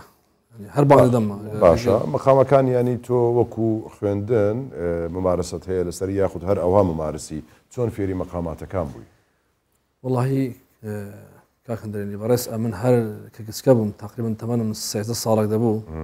12 لە 13 زۆر گوێم دەدا قارە ئەمەسرەکان بە تایبەت بیدار عەبدولباست دواتر مانشاوی ئیتر لەوانە فێرە مەقامات بووم دواترش کە بۆم دەرکەوت کە دەنگم هەیە الحەمدوللا خوای گەورە ئەو مۆهیبێ بە من داوە ئیتر نەمخوێندیە وەکو دیراسەت مەقامات سەماعی فێر بووی دەزانی کە هەر ئەوە بەڵێ هەم دەتوانم هەمووی بەکار بینم بەڵام نەمخوێند وەکو دەرس باشە ئەو بانگەی کە ئێستا بانگەکەت فەرموو ینی چەند مەقامی تێدا بوو چەند زۆر مەقام بوو زۆرە هەمووی بەیاد بوو ئەو ناوانیشدا بوو سەبات و ناوانش بڵێ سێ بوو لا إله إلا الله کە ئاخیری چی بوو کەما بە ئەو جیاواز بوو ئەوی ئاخیرەکەی سەبا بوو لەو بینی تەماشا زەماعەت لەو بینی ئەوە نییە باسی مەقامات دەکرێ ئەمن وەچی هاوکێشەی کیمیا فیزیا بێتە بەرسەوە تەماشا تێناکەم بەس زانم دەنگەکە خۆشەتەوە ئەمن کابراایەکەم دەمەوێت دەنگە چی خۆش لە مزگەوتی ئەم نازانم ئەوە مەقام بزانم ئەو چییە بانگەدا خەڵکیش زۆر بێەوە هەیە لە مەقامات و ئەو شتانە ئەمن ناڵوانە بەس وەڵاهی ماشەڵڵا لە وڵاتی تورکیای مایک دەنگدی عەفوان ماوستان بەخۆی مەسەلەن زۆر بەمان سەردانی وڵاتی تورکیامان کردووە لە وڵاتی تورکیا مەسەلەن بانگدانی سبەینان هەموو یەک نەوع مەقامە مەسەلەن بە نەهاوت بانگ نیوەڕۆیان دەبێتە سەبا عسران بياتا ما شاء الله دوای دەبتە مەغریب دەبتە نەهاوەند دوای عیشا دەبتە عەجەم يعني دابش كرياتوس او شوازي بانغ تركيا كامل لسر كامل مقام اگر زياتر نهاوند زۆربەی لەسەر مقام نەهاوەند دەخوێنەوە بەڵام چی دەکەن هەر لە ناو بانگدانەکەی تحویلی مقامات دەکەن مثلا وابزانم بانجی بەیانیە کورتیان مەغریبە کاتەکەی زۆر کورتە لەبەرەوەی خێراتریشە لە ڕووی ئەداکردنەوە ئەو بۆ منە بانجی مەغریب پێم وایە زۆر خێرایە ئەو چ مقامێکە بانجی مەغریبانیان ئیوان زۆربەی کات مەسەرەن بە عەجەم هەندێک جار بانگ دەدەن زۆربەی مزگەوتەکان کە ئەوەی ئەمە جێمالێ دەبیتن دەتوانی تێکەڵکێشێکی عەجەم و نەهاوەند بکەیت ئەستا ئەوە کاک میهران مەسەرەن لەبەرەوەی کەم لە مێژە دەیناسم و شارەزایم هەیە لەگەری و هەڵس و کەوت لەبوو شتە ئاینەکان ئەمن زۆر یارمەتی یەکتری دەدەین مەسەرەن ئەو حەزی لێ مەسەرەن بە شێوازی فارسی بخوێنیت ئێستا یان شێوازی تورکی یعنی هەر کۆپلی با بە نەوعک بێتن حەز دەکەم ئەگەر دەی باشە باش شتێکی ئەوە فارسی و تورکیەک تێکەڵ بکەیت باشە بداية فارسيك كان مشهورة فارسيك مؤذن زادة أردبيلي مشهورة چه ناوت هنا مؤذن زادة أردبيلي مؤذن زادة باشا مؤذن زادة أردبيلي بله هو مشهورة حرق قال إيران زور باشا زور باشا الله أكبر الله أكبر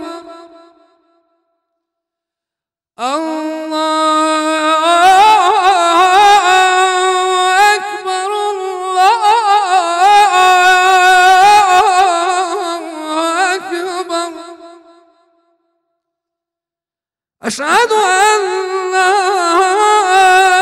إله إلا الله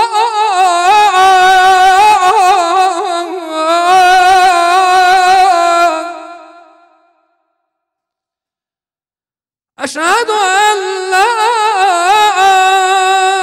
إله إلا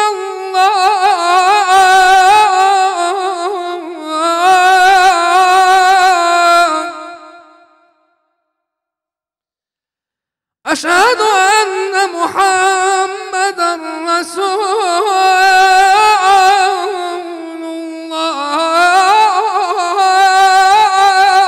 الله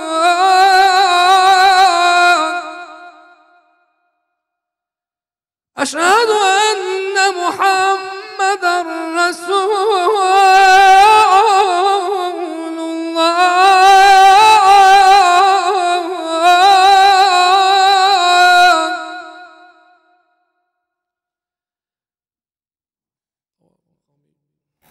باشا ئێستا دەبێتە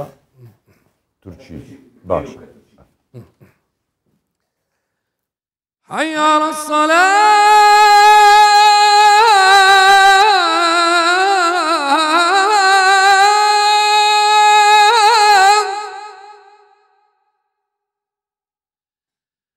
حي على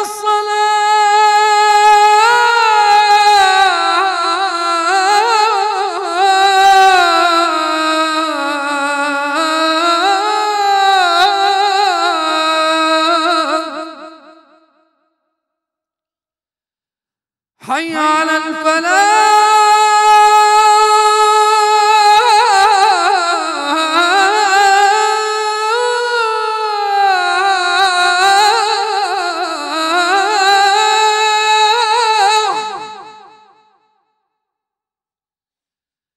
حي على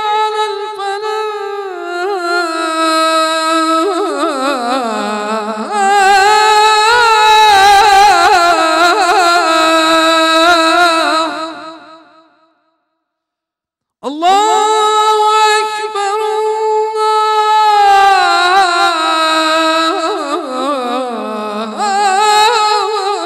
الله أكبر لا إله إلا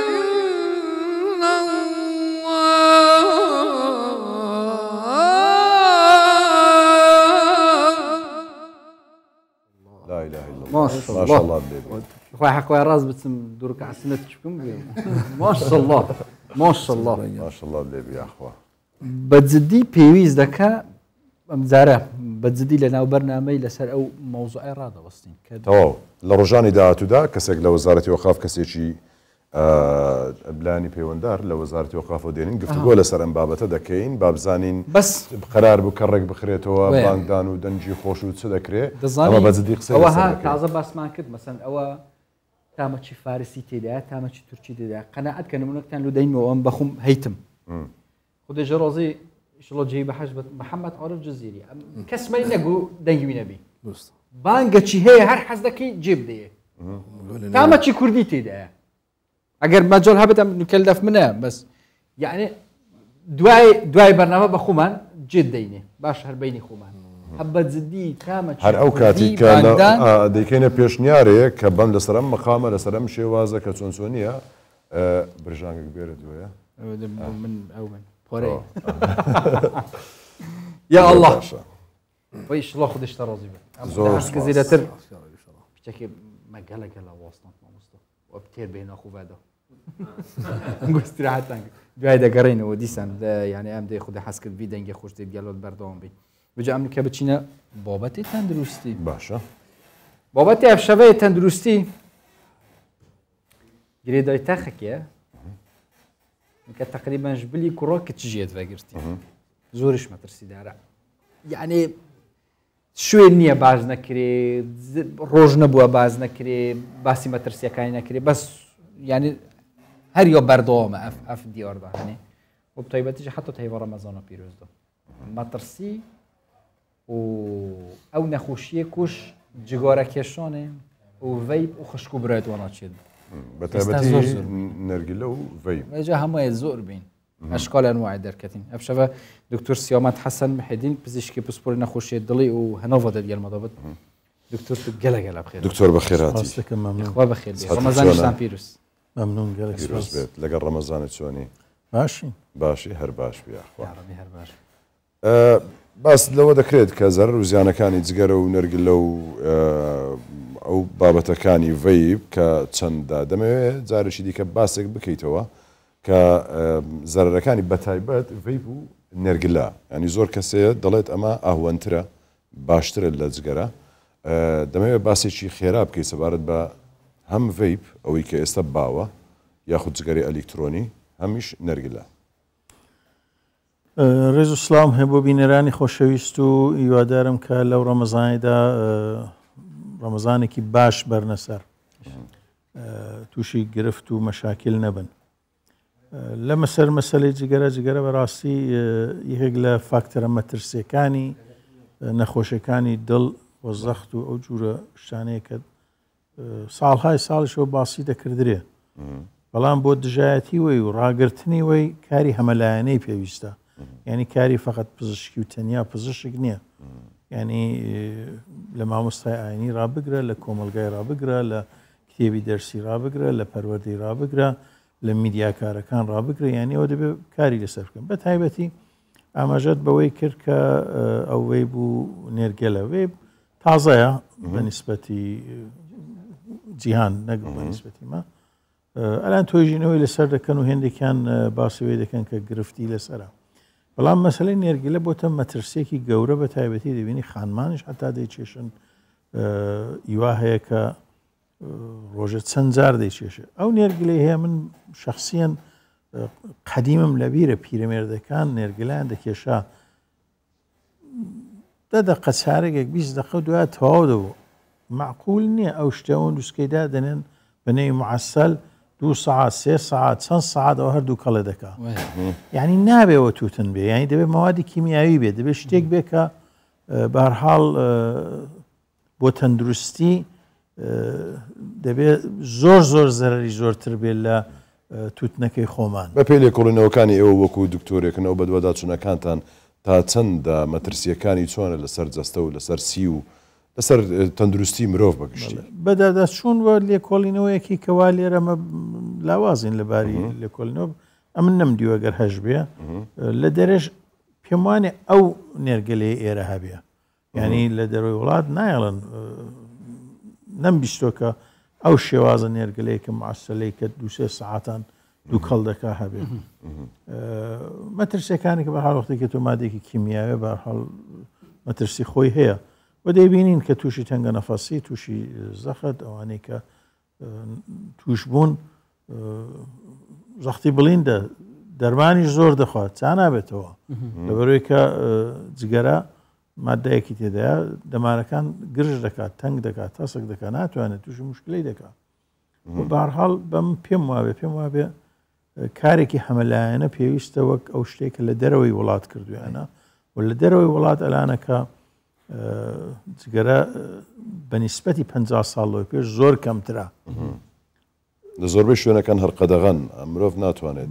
ئازادیان نەماوەلەوەی کە بتوانن بە ئاسانی بیش یاسا دەتوانێت ڕێخۆشکەر بێ بەڵام یاسا بە تەنێت چارەسەر نییە یعنی ئەلان ئەمە لێرە دەبینین یاسای جگەرەمان هەیە لە پارلەمان یاسای جگەرە دانراوە بەڵام ئەندام پارلەمانەکە دێتە دەرلەوێت جگەرەی دەکێشێ ینی شتەکە یاسا لە باری یاسایەوە بوونی شتێکی یاسایی هیچ کەم و کۆرێکمان نییە بەڵام ئەو تەطبیقکردنی ئەو یاسایە دەبێت بگاتە ئەوەی کە کۆمەلگا باوەڕی بەوەی بێک ئەو شتە شتێکی مەترسیدارە و لەلایەکی دیکەشەوە دەبێت دەسەڵات بە گشتی و کاری فقط حکوومەت نییە کە بڵێ دەوڵەت مەسەڵەن فەرمانێکی بداوە بیکات دەسەڵات بە گشتی لە پەروەردەی ڕابگرە لە مامۆستایانی ڕابگرە لە میدیاکارەکان ڕابگرەوانی کە دەتوان تەسیر دابنێن معقول نیە مەسەن بە 250 دینار لە جگەرە هەیە 250 دینار جگەرە ینی بە چەندی تەواو بوو بە چەندی دروست کراوە لە دەرەوەی وڵات هاتۆتە ئێرە چەندی تەکلیف کردوت قازانجی ئەو کەسەی دروست پەڕەکەی تووتنەکەی حەمبارەکەی قازانجی ئەو کەسێک کە دەیفرۆشە بە 250 دینار 500 دینار جگەرە بفرۆشێ مام دکتۆر مثلا کۆبراک نەرگیلێت کێشت ڕۆژێ جارێکێ هەفتیە 4-5 جۆرە وەختێ گەڵتۆ وڵڵا عیبم نییە و نەخۆش نیمە هیچ مشکلم نییە و تەندروستیشم باشە ئەوە چەند ساڵە دەچێشم ئەوەی نەرگیلە دەچێشی یەکسەر تووشی ئیشکالی نەخۆشی دەبی یان دوای 10 ساڵی دیکە 5 ساڵی دیکە چوونە ئەو جوورشتانە درێژخانن ینی کەم وردە وردە تێکت دەدا ئەو قبول نەکردنی مەسەلەکەش ئەمە بەگشتی هەمانە مەسەلەن شەخص هەیە لێ دەپرسی چەند جگەرەی دەکێشی وڵی جارجار بڕێک هەروات چەندانەیەک دەبینی ژنەکە یا براکەیە کەسێکی دڵکاکە ڕۆژ دوو پاکەت دەگەشێ نایڵێ یا مەسەن ئەوانەی کە حولیات مەصرف دەکە هەیە دەڵێ بەیانانیش دەخۆمەوە ینی مدمنە دەبێت بەیانانیش خۆ بەڵاگەلی دەپرسی ناوەڵە واژ نییە ژنەکەی یا براکەی یا کەسێکی کە دەگەڵێتی دەڵێ بابەوە زۆر مەصرفی هەیە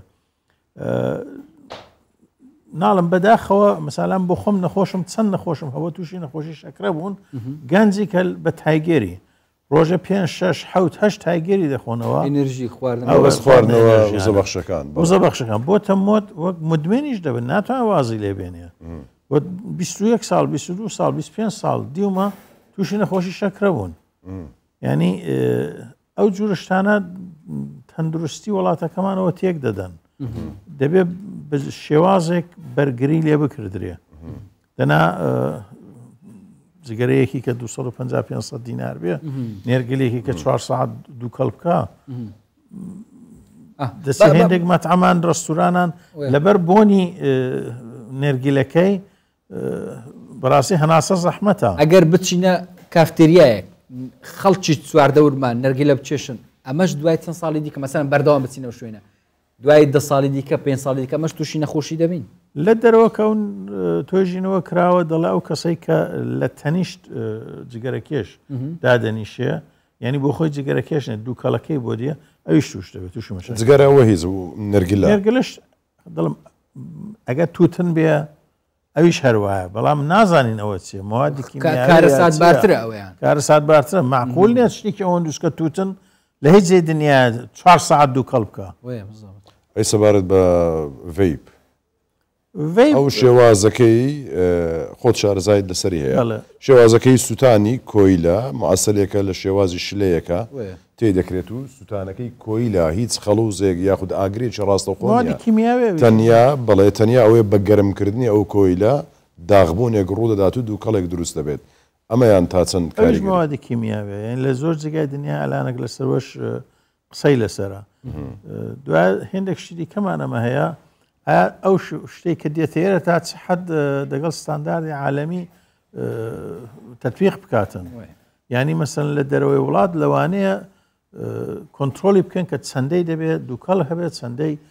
تار و نیکۆتین و ئەوانە هەبێ مەسەن چەندەی حەج ئەو شتێکت بۆ تۆی دەگەێنێت کۆنتترۆل کرابێ بەڵام ئێرە ئەوەش نییە ینی ئەلێرە ئەوەش نیە ینی یەکێک دەهێنێت و نازانی بەڕاستی تا چ ڕادەیەک ئەوە تەندروستی تۆ دەمەترسی دەخوای دکتۆر جان ها زۆر زار حتا لەسەر وێنەی پاکێتەکەش یەکسەر وێنەی سیەک دانرایە کە زەرەر بە سیەکانت دەگەێنی و یەکسەر تووشی سەرەتانی ڕێ و سیەکان دەبیەوە جگەرە کێشان وەرگێرە کێشان بەس تەنها بوو کۆندامی هەناسە زەرەری هەیەیان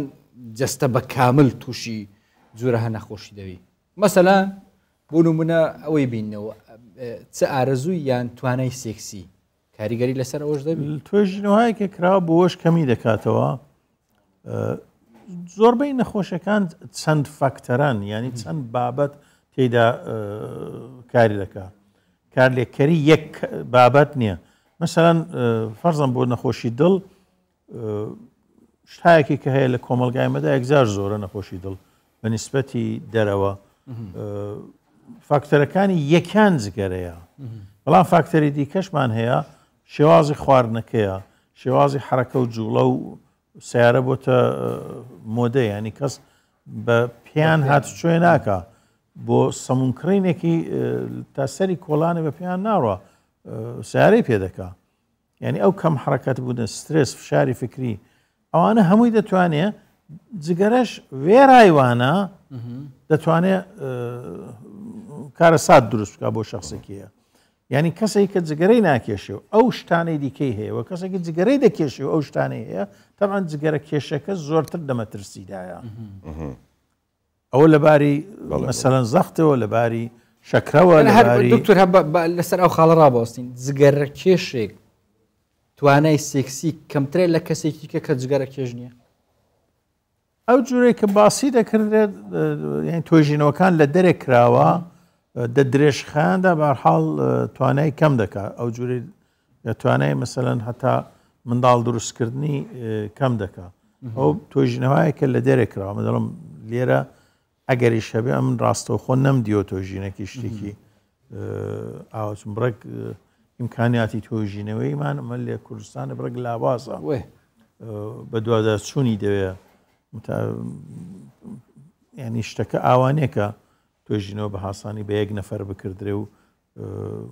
توێژینەوەش نەبی ئینسان سقی ناکە چکێ کابرا دڵێ وەڵڵە عیبم لێ نییە توێژینەوە لە ساتی عالەمیدا ئەگزار زۆر ینی لە گوگلی لێبدا بە دەیان توێژینەوەت بۆ دیە کە لە سەرۆی کاریان کردو دکتۆر هیچ حاڵەتێکە بۆ بەرکەوتت لەگەڵ ئەم جۆرە کەسانە بێ کە سەردانی بەڕێزت دەکەن یاخود بیان ناسی بیان بینی کە بەهۆی کاریگەریەکانی جگەرە و ڤەیپ و نێرگلەوە تووشی جۆرێک لە کێشە یاخود نەخۆشی بوو بن یەکجار زۆرە ینی زۆربەی ئەوانەی کە مەسەن دەبینی زۆرنی ئەوان کە کێشەکان هەیە لەگەڵ کام جۆرە نەخۆشی دڵی هەیە لاوازی دڵی هەیە دڵەکەی هێزی کەم بۆتەوە ناتوانێت خوێندابین کا وەک پۆمپێک بۆ تەواوی جەستەی مرۆڤەوانە جگەرەی دەبێت حتمما تەرککەن و ناتوان جگەرەی تەرککەن جگەرە هەن کەسانێکی تەرکیان کردوەسان کەسانێکی وەلای نانێن بەردەوامن و خۆتەمان زەرەرەکەی دەکەن ینی ئەو نەخۆشەی کە جگەرەی وەلا دەنێت لەگەڵ ئەو کە نەخۆشی کە و جگەرەی وەلا نانێ هەردووک یەک نەوە نەخۆشیان هەبێ ئەوەی کە جگەرەکەی بەردەوامە طبعاً خراترە ینی دیارە بە دەرمانەکەی جواب ناداتەوە بە دەرمانەکەی حرەکەتەکەی ناڕەحەتی نەخۆشەکەی ئازار و ژانێکی کە دکتۆر ئەتواتێ سەر تەرکردنی جگەرە و نەرگێلە و ڤەیپ بابەتەکان هەمووی دووکەڵ باشترین ڕێگا بۆ تەرکردنی جگەرە کێشان چ ڕێگایەکە مەسەلەن کابراکە شتشی دەخاتە بن زمانیانە و دڵێ ئەوە بەوەی تەرک دەکەم جگەر ئەوانە باشن وەکو ڕێگایەک بۆ تەرکردنی جگەرەیان ئەوەش خراپن ئەوانە ئێستا لە بازاڕی هەن ئەوانە زۆر نەگەیشتونەوەی کە بە کەلک بێن ئەو شتێک کە بەڕاستی بە کەلک دی یەکەم شت ئەوەیە کە شخصەکە بۆ خۆی بگا بە و قەنەعاتەیەکە دیدە نامەوێت جگەرە بکێشم زۆر کەسم دیوە مەسەن ڕۆژە دوو پاکە سێ پاکەتی جگەرە کێشاوە وازی لە هێناوە دووەم شت حیمایە و ئاگادل لێبوونی کۆمەلگایە بە شێوەی NGOکان بە شێوەی یارمەتی حکومی بە شێوەی ئاگادارکردنەوە بە شێوەی ئەمە با تاکە کەس هەر لەسەر تاکە کەس بۆ خۆی بگاتەوە قەنعاتەی کە جگەرەی دەمێ وەلانێم زۆر کەس هەیە نەخۆشە پێی دەڵم تووشی جەڵتە بووە تووشی مەشاکلی دڵێ ناتوانێت ناتوانم باشترە یەکسەر تەرکەیان کەم هاتە دریسەر زۆر کەسم دیوە زۆر یەکسەر تەرکیەکە هیچ جگەرە وەک مخدرات نییە مخدرات وانە ناتوانانی یەکسەر تەرکیکێ تووشی گرفتی دەگوترێن نیکۆتین بۆ بۆرە قسەش دەکەیت تەرکی کەسمێنە هیچ بەڵام دەگوترێن نیکۆتین هیچ جاری وایە کە ئەگەر لەش جەستەی کەسەکە فێر بوو بە ئاسانی ئیدی ناتوانێت تەرکات داوای دەکاتەوە هیچ حاڵەتەکە قسەشووا لە گۆڕەدا هەیە داواکردنەکەی زۆرتر حاڵاتی نەفسیە جسمینیە جەستەی نییە پەیوەندەکەی وەک دەڵم مخدرات و مەسا هێڕۆین و تریاک و ئەو جۆشتانەکە هەیەوان جەستەیە یعنی ئەگەر نەیکێشی تووشی زگچوو دەبێت تووشی ڕشانەوە دەبێت تووشی تەوای ئازای جسمی دێشێ جەستەیە بەڵام جگەرەکێش ئەگەر نەیکێشێت هیچی لە نایەنە دەڕشێتەوە نە زگچووی دەگرێت نە ئازاری هەیە لەوانەیە زۆر زۆر بێتەبیعەت دەبێت و دوو قسەی ناخۆش دەکات بێتەبیعەتەکەی وەیە کە حاڵەتی نەفسیەکەیەتی یعنی دەرونیەکەیەتی ئەویش ئەگەر کوتم حمایەت و ئاگاد لێبوونی ئایلە بنەماڵە ئەولا بەڵام تەحملی بکەن بۆ خۆی بگاتەوە قەناعەتێک کە واسی لێ بێت دکتۆر هیچ پەیوەندیەک زانستی لە بینی جگارە کێشان و لابردنی خەم هەیە دەڵێ لەگەڵ دووکەڵی جگارەکەم خەمەکانیشم دەڕۆن لە بەرەوەی پەیوەندێکیان هیچ لە ڕووی دەرونی و تەنیا ئەوەیە کە دەگوترێت سترێس و قەلەقی لا دەبات سترێس و قەلەقی هۆی هەیە ئەو هۆیە دەبێت لاچەیە ینی یان هۆکاری دەرەکی هەیە بەرزە کابرا قەرزدارە منداڵی نەخۆش عاشقە لە معشوقەکەی دوورە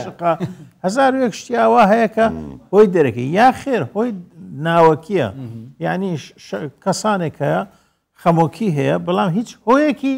تایبەتی نییە لەوانەیە بەڵانسی ئەو مەوادی نێو مێشکوانەی وا تێکچۆ ئەو حاڵەتەی بۆ پێشاتەوە جگەرە دێرەدا کارێکی تایبەت ناکە ئەوە نییە کە مەسەلەن ڕاستی سترێسی کەم کاتەوە یان تەحملی تۆ بۆ سترس باشتر بکە دکتۆر کەسە جگارە دەچێشی بەس دووکەڵ کەسە چیکەش هەڵدەچێشی ئەوها دەستە ناوسیەکانی هەردووکیان وەکوێک خراپن تەبە نایوێکی هەڵی دەمژێ زۆر مەترسی زۆرترەیدی بۆیە مەسەلەن زیاتر خراپترە توتنوپەڕی کوردی بە بڕوای من زۆر باشتر بوو لەو جگەرانەی کە ئیستا هەیە توتنەپەڕی کوردی چکۆلەیە ئەتۆ بڕێکی دەچێژی یا بە دار دەیچێشی یا بە دەستی دەیچێشی دەگاتە دەست نایچێت دووسێ قومی لێداتەواو بەڵام ئەوەی کە ئالان جگەرەکان هەیە زۆرترە دوایە نازانین چی تێدایە و توتێکی خراپە لەلایەکی دیکەشەوە ئەو هەتا دەتەوێت پیوی پێچی و ئامادەیەکەوە حازری کەی و خۆ ناتوانین مەسەوەتە سیارەی داژووی ڕایگری یەک دانێ بژی لێرە تۆ توانین سیارەی باش و لێرە بڕۆ تا دووەکە تا سڵی مایە 20 دانە جگەرەش دکتۆر ئێستا ئەوەش ئاسان بووە ئامێر هەیە با نەبێتە ڕێکلام بووی بەز ئامێر هەیە سەدی پێکەوە دەپێچێتەوە ئەوە ئاسانکاری زۆرن بۆ شتانێکی خراپن بەڵام مەسەڵەن قەدیم زمانی باپیرانی مەخۆوە نەبوو باشە دکتۆر پرسیارەشی دیکە ینی زۆر جاری وە خەڵک بۆ نمونە ئێستاوە ئێستەمە لە سوۆسیال میدیاش وە بە شێوەیەکی لایف دەڕوە ینی پرسیاری بەشێک لە خەڵک ئەوەیە دەڵێ ئەو هاوکارانم پێم دەڵێن دەڵێ خەڵک زۆر جاروێ دەڵێ جگەرە تەرککەن بەڵام خۆشیان دەیچێشن یانیش مامۆستایانی ئاینی زۆر جاروێ دەڵێن کاکە جگەرە مەشێشە بەڵام خۆیان دەیچێشن تەنانەت میدیاکارانیش با من خۆشم بڵێم دەڵێم جگەرە مەچێشن بەڵام خۆم دەیچێشم باشە جگەرە چێشم من ئەمە تاچەند کاریگەریەکی هەیە لەسەر بڕوای ئەو کەسانەی کە بڕوا بکەن بەوەی کە واز لە جگەرە بێنن یەکەم ئەوەی کە ڕاستیەکەوە لە بەروی کەوانیش مرۆڤن بڵێ یعنی چ پزیشک بێت چ مامۆستاوی چ میدیاکارەوەیش مرۆڤ وەک مرۆڤێکی دیکە تووشی مەشاکلی وی دەبێ بەڵام کاریگەرەکەی چەندێک جار زۆرە ئەلان ئەگەر سرنج بدەنێ مەسەلەن لە چاو ساڵانی شێستەکان ئەکتەری سینەماکان هەمویان بە جگەرەوە دەهاتن پۆزێک و گەنجەکە تەمەشاوی دەکرد وەک سیمبۆلێک لەوی تەنانەت من ڕێکلام بینەوە هیکۆنە بۆ جۆرێک لەم ئەوەی دەکات ڕێکلامێکی ئەمریکیە دکتۆرێک دێ ڕێکلامی جگارەکە دەکات زۆر خەیاڵیان دەدان بۆیە کە مەسەن ئەکتەرە مەشهورەکانی ئەودوی ناوبانگەکان وانە بێن جگەرەی بکێژن ئەلان فیلمەکاندا ئەوە نەماوە مەگەر ئەکتەرن خراپەکە ئەوەی کە ڕۆڵی خراپەکەی هەیە ئەو جگەرەی دەکێشێ بۆ وەکە گەنجەکە نمونە هەڵ نەگرێ لەوی یا مەسەن ژنەکان لە فیلمەکانی قەدیمی ئەمریکیدا پەنجاکان و شێستەکان هەموو جگەرەیان بە ستایلێکی خۆیان دەکێشە ئەلان نایبین هیچێک لەو فیلمانە هیچێک لەوان نییە کە مەسەلەن ئەکتەرە سەرەکیەکەی جگەرە بکێشێ ئەوە نەوەیەک بە شێوازێک بڵاوکردنەوەی کەلتورێکە لە نێو کۆمەڵگادا بەڵێ سەبارەت بە جینات زۆر جاری وایە دەگوترێت کە جگەرە کاریگەری لەسەر جینات هەیە بە حکمەوەی کە کاریگەری لەسەر سپێرم یاخود کۆمەڵێک بابەتی دیکە لەبێن لە نێوان ئافرەت هەم ینی تا کاریگەر لەسەر هێلکەدانی ئافرەتیش دەبێت ئەمە تا چەند ڕاستە تا چەند کاریگەری لەسەر جیناتی مرۆڤ هەیە ئەوەش تۆ ژینەوەی لەسەر کراوە عدەد و ڕقم و ژمارەیەدی ینی مەسەلەن فەرزە هێناون 10,000 کەس کە جگەرەی دەکێشێ 10,000 کەس کە جگەرەی ناگەشێ ئەوانیان بەراورد کردو نەزۆکی دەوانەی کە جگەرە کێشەکەدان زۆرترا هەرچەند نەزۆکی دەڵم زۆربەی شتەکان بابەتەکانی پزیشکی یەک فاکتەرە و یەک بابەتە نین بابەتی دیکەش هەیە بەڵام دێرەدا دەڵم عدەد و ڕقەمەیدی ینی تۆی ژینەوەکان ئاوا دروست دەبێت دێ مەسەلەن جگەرە کێشی دێنێ لەگەڵ جگەرە نەکێشی دا حسابی دەکە مەعدەوی چاترکار دەکە مادەوی چاترکار دەکە یاوەی کە لە نەزۆکیدا یا مەسەن لە زەخدا لە نەخۆشی دڵدا لە زۆربەیاندا لە جگەرە کێشەکاندا طبعاً زۆرترەیدی بەس دکتۆر شتەچی دیکە باسکەین کابرا جگەرە کێشە سیەکانی کاریگەری لەسەر بووە دڵی زەختی هەموو شتێک کە ژنی هینا هەر جگەرە کێشە منداڵیان ببی منداڵەکی تەندروستە زۆر جار هەیە دەتوان تەندروست بێ زیاد وانێکێکی نییە دەیبینین لە کۆمەلگایدا و هەموو عالەمە جگەرە کێشە خۆ قرارم نییە منداڵەکانیان تووشی نەخۆشی بن ئەگەری زۆرترە ئەگەری کە دەڵی زۆرتر بە معنای وی نیە 100% بۆ نمونەیەکی دێنم هەمومان دەزانین دیوەندە کوتراوە هەموو دەزانێت کە جگەرە تەسیرێکی لەسەر شێرپەنجەی سیەکان هەیە وایە ئایا هەر کەس کە جگەرەی دەکێشە شێرپەنجەی سیەکان دەگرێ کەواتە دکتۆر لێرە پرسیارێک دروست فاکتەری دیکەش هەیە جگەرە بکوژە بەو معنایە کە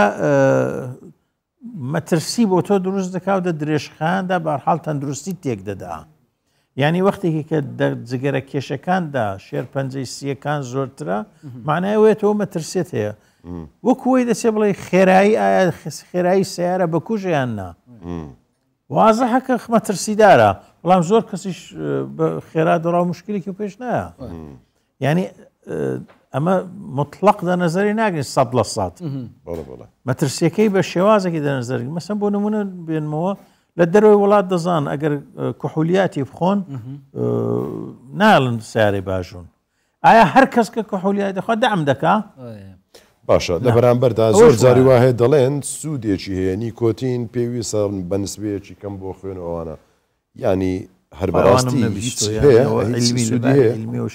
هیچ سوودێکی نییە لەباری عیلمی و شتیوە کارەساتەوە ژارەوەتەوە دکتۆر ئەمە با سەریح بین جیهان خراپترینە جگەرە نەرگەلە ڤەیپ ئەوی زۆری بکێش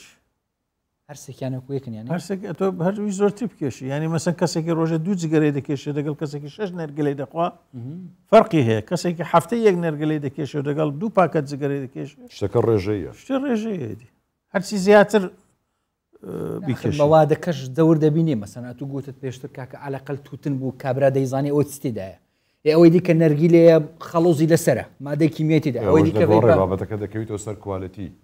تا چەند ئەو کوالەتەکەی باشە نەوعەتی باشە درەنگتر دەتکوژێت درەنگتر ینی ئەوەی بەکەن قیمەتی جیاوازی هەیە بۆ قیمەتی جیاوازی هەیە کوالەتی لە دەروی وڵات هەر زۆر گرانترا یعنی دەبێت شتێک هەبێت کە فەرقی هەیەدی لێرە شارۆتە جگەرێکی 250 تا 500 دینارە جگەرەشەیە نزیکەی تا 10,000 8,000 9,000 بڵێ دکتۆر بابەتێکی دیکە بە تایبەتی کە ئێستا ڕەمەزانە یعنی خەڵکانێک ئەوانەی کە بە ڕۆژوو دەبن جگەرە چێشن بە ماوەی 14-15 ساعت جگەرە ناچێشن بەڵام دوای ئەوەی کە نەرگلەش ڤەیپیش لەگەڵیدا دوای ئەوەی کە فتار دەکەنەوە یان ڕۆژوو دەشتێنن خێرا دەست بۆ جگەرە یان نێرگلە یان ڤەیپەکەیان دەبن دوای خواردنەوەی قومێک ئاویان دوو دەنکە خورمایان هەرچی کە ڕۆژی پێدەشێن ئەمانە تا چەند کاریگەرەکانیان مزاعفتر و زیاتر دەبێت وەک لەوەی لە پێشتر چۆنە ئەوانە دیوە ڕاست دەکەی کەسانێکی زۆرم دیوە کە هەر بەری چاوەڕانی ئەڵاوەکبەرێکراگرەکەی پێە کەسێک کە هیچی نەخوارد و مادەی بەتاڵە هەڵمژینی وەی لە جسمی زۆر ئاسانتر دەتوانێت کاریگەری زۆرتر بێت بە تۆڵەی دەکەنەوە ینی ئەو یەک پاکەتەی کە دەڕۆژدا دەیکێشە چەند ساعتەیدا دەیکێشە و چڕێکی زۆرتر دێتە نێوخێنت یعنی لە جیادوێکە دە 24 ساعتاندا ئەو چڕێ بێتە نێوخێنت لە مەسەن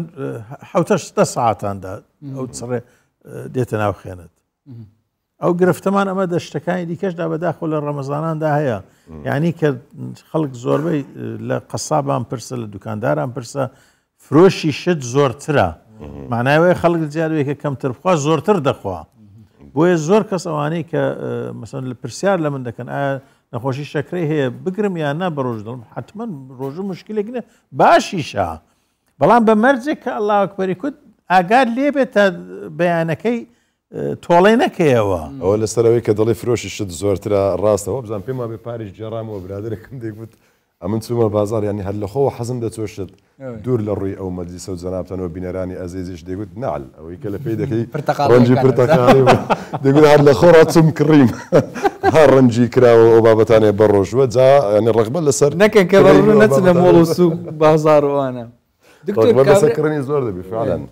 کابرا دڵێ زغاری دەچشم بەس فلتەری بەکاردێنم ئاهاتەمەش هەموو زەر بوویتەوە ئەو زەرارە لۆ من نایە فلتەر کاریگەری لەوەیە کەمتر تۆ شتێک لەوانەیە کەمتری بکە بەڵام بەگشتی ینی حتا ئالان تۆژینەوە لەسەروەیە هەتا ڕۆژە یەک جگەرەش بارحاڵ دەتوانێت تاسیری بکە ئەتۆ دەست شۆری ماڵێت ئاوی لێدێ کونە لێی گەڕە لا دیوارێکی دێنێتە خوارێ بەڵام ئەگەر زۆر بێ و ئاوە زووتر دەیهێنە ئەگەر کەم بێ و ئاوە درەنگتر دەیهێنێت دەنا هەر ئاوە دەسێت و بناغەکەی و لا دیوارێکت هەر لێ دێنێتە خوارێ نمونەچی زمان بووتەوە وایە بە ئاویش بە دڵ و بە ئاوی چیش کارە سا دروست دەبی ئەجە چ بێتە سەر زمارە یەکیش بیان پاکێت دکتۆر ئەم گەلەگەلە خۆش زۆر سپاس مەجلیسێکی خۆش جگۆرە کێشان و نەرگی هیوادارم بەڕاستی کەم بێتەوە ئەو مەسلەی جگارە و لە مێژە و پێشنیارە بەڕاستی دەکردرێت لە لایانی پزیشکان و لە لایانی کەسانێکی هەیە چون دەڵم کاری هەمەلایەنەی دەوێت کاری فقط پزیشک وە تەوسیەی پزیشکی یا تەوسیەی تبی نییە چون لەسەر جەنابەت ئاماژەت کرد لەسەر پاکەتەکەی نووسراوە ڕسمی سیەکانی دراوە بەڵام هەر دەکێش لە پارلەمانی هەیە بەڵام هەر هەیە بەری بچی و بەری خۆدرەخوازی پەیوەندێک نەبێنە قەلەوی و جگۆرە کێشان و نەرگیلە کێشانە هەیە مثلا قەلەو بێت ناسا خەڵکێک دەڵێ ئەمن جگەرە دەچێشم زەعیفتر دەبمەوە یان ئەگەر نەی چێشم قەڵەو دەبمەوە ئەمە شەهەیە باشتر تام دەکا وا دەکات زیاتر تامیز باشتر دەبێ ینی ئەو دوو کەڵە چڕا هێزی تامت دەگۆڕێ خواردنەکەی تام دەکەی وەو تامە خۆب تەبان لەوانەیە خۆش بەخۆشتر بخوایدێ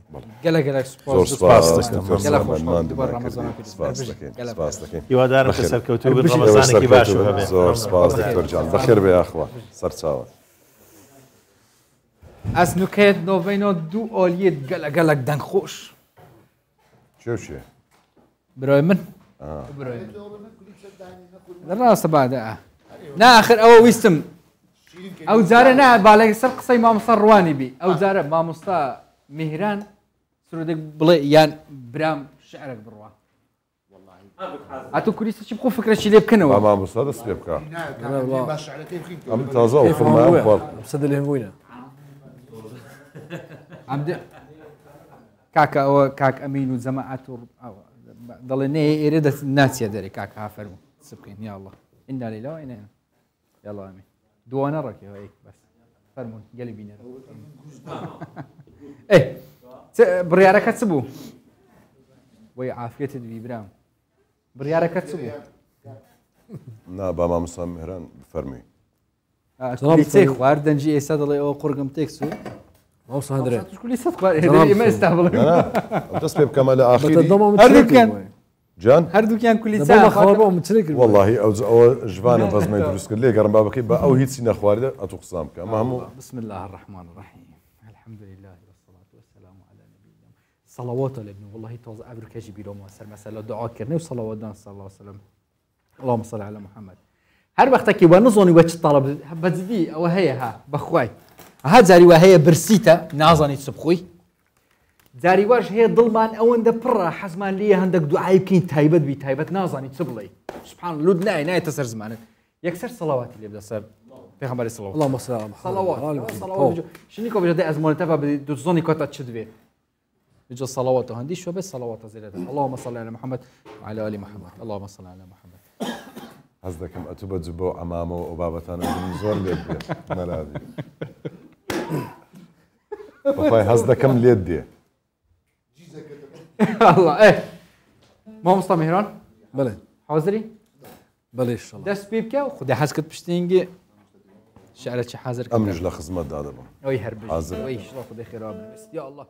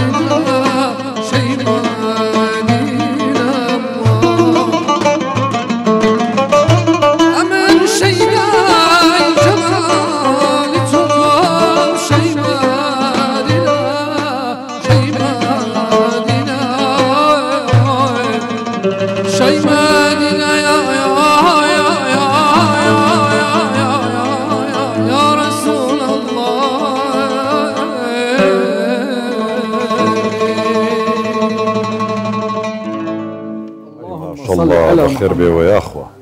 وی یا ڕەبی هەربژی ماندوو نەبی مامۆستا میهران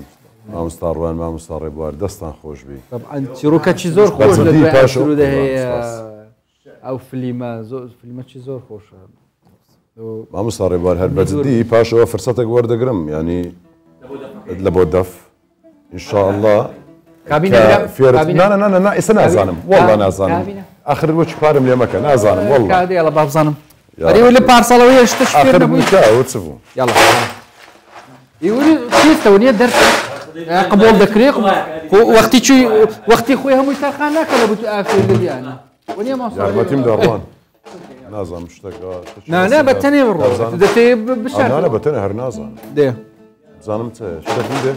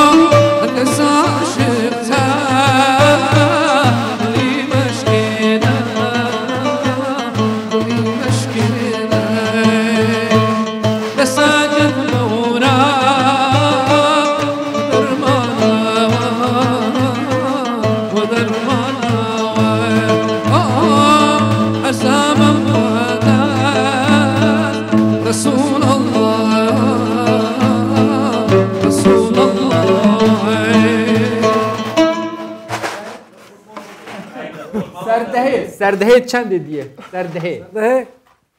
نهي والله زورا والله زورا والله چی دیده او واسه چی دیده اخاف او جرأته ستو لا او ما مصطفى او ما مصطفى عينا يا رسول الله تسند لا بابزاني فرقيك كوا بابزاني يا ربي بس او دف ليزني او روي دي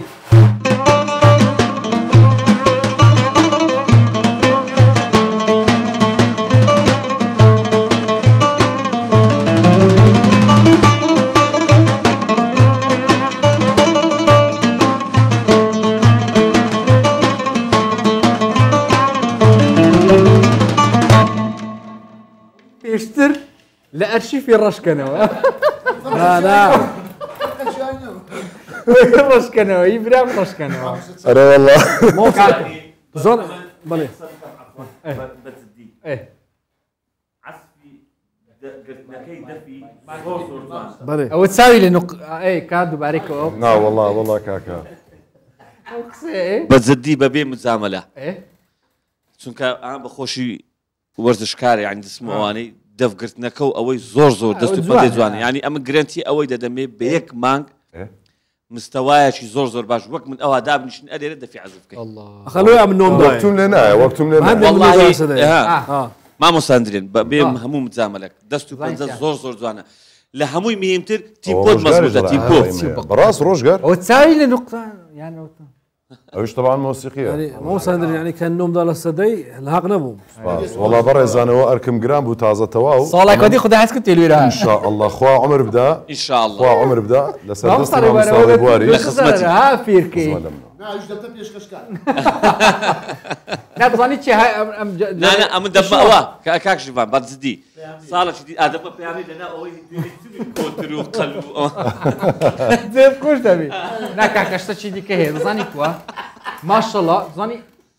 هريكو كاريخو مثلا او دي فيرمت اشلاف بس كده بجن نام بنانا وجوش بو قصاب دنجي براوي ما شاء الله طيبته او خوشي طيبته و جا مادام ام هاتينه ادينا ما نقول بالشعر شي دخينيو ايكوا ايتو او تو هر شكيريج مو شيفان بله مو صندرين شكيري تاريخيا اشترى صدقه جاريه دي بيدبوها ان شاء الله كاو تفسيره هم خلق زانيت مو صندرين بخوا اوي لو مدرسه هيتينا كربيتني امنم لا ام داري بتسمع داري شعرك هر حزازك اوها بروي تساوت خوش سباس يا الله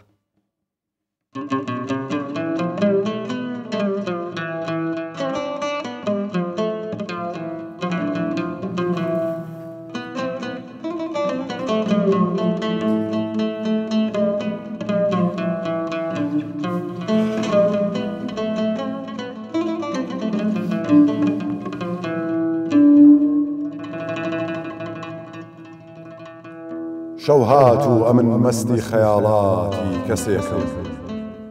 مەشغوڵی نەفەسگرتنی مشکین نەفەسێکم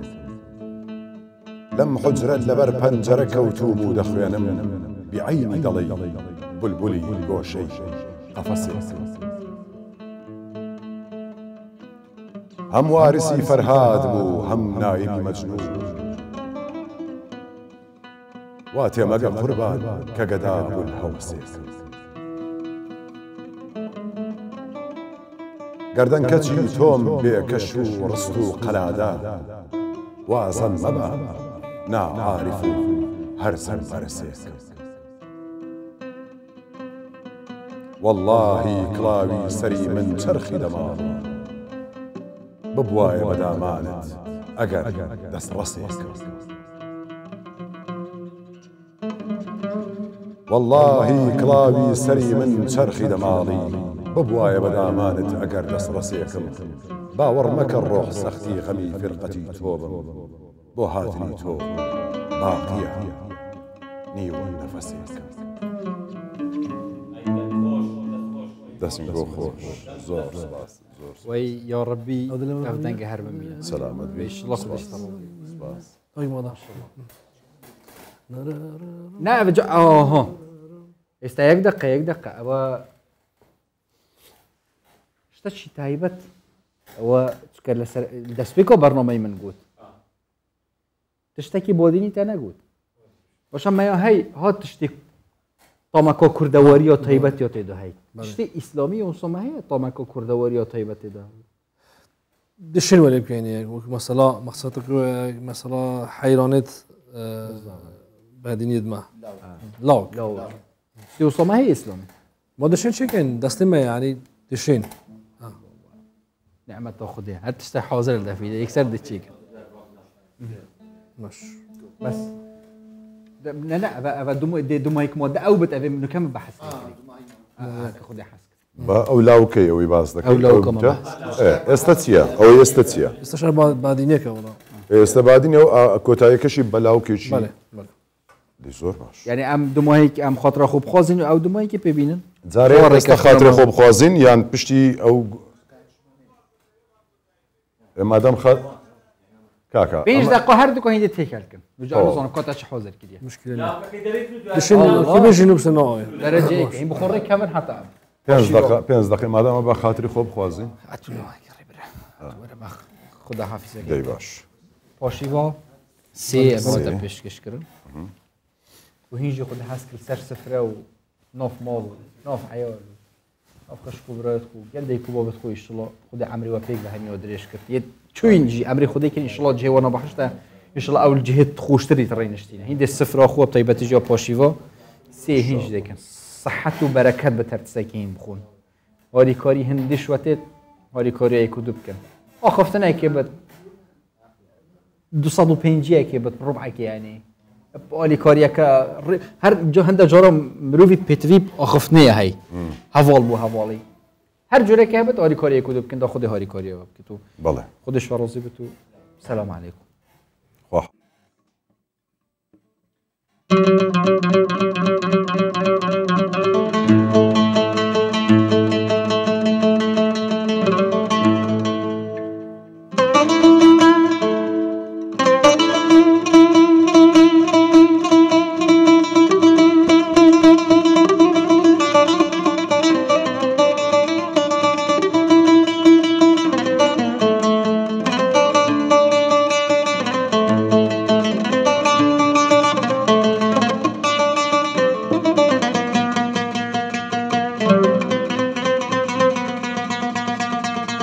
Thank you.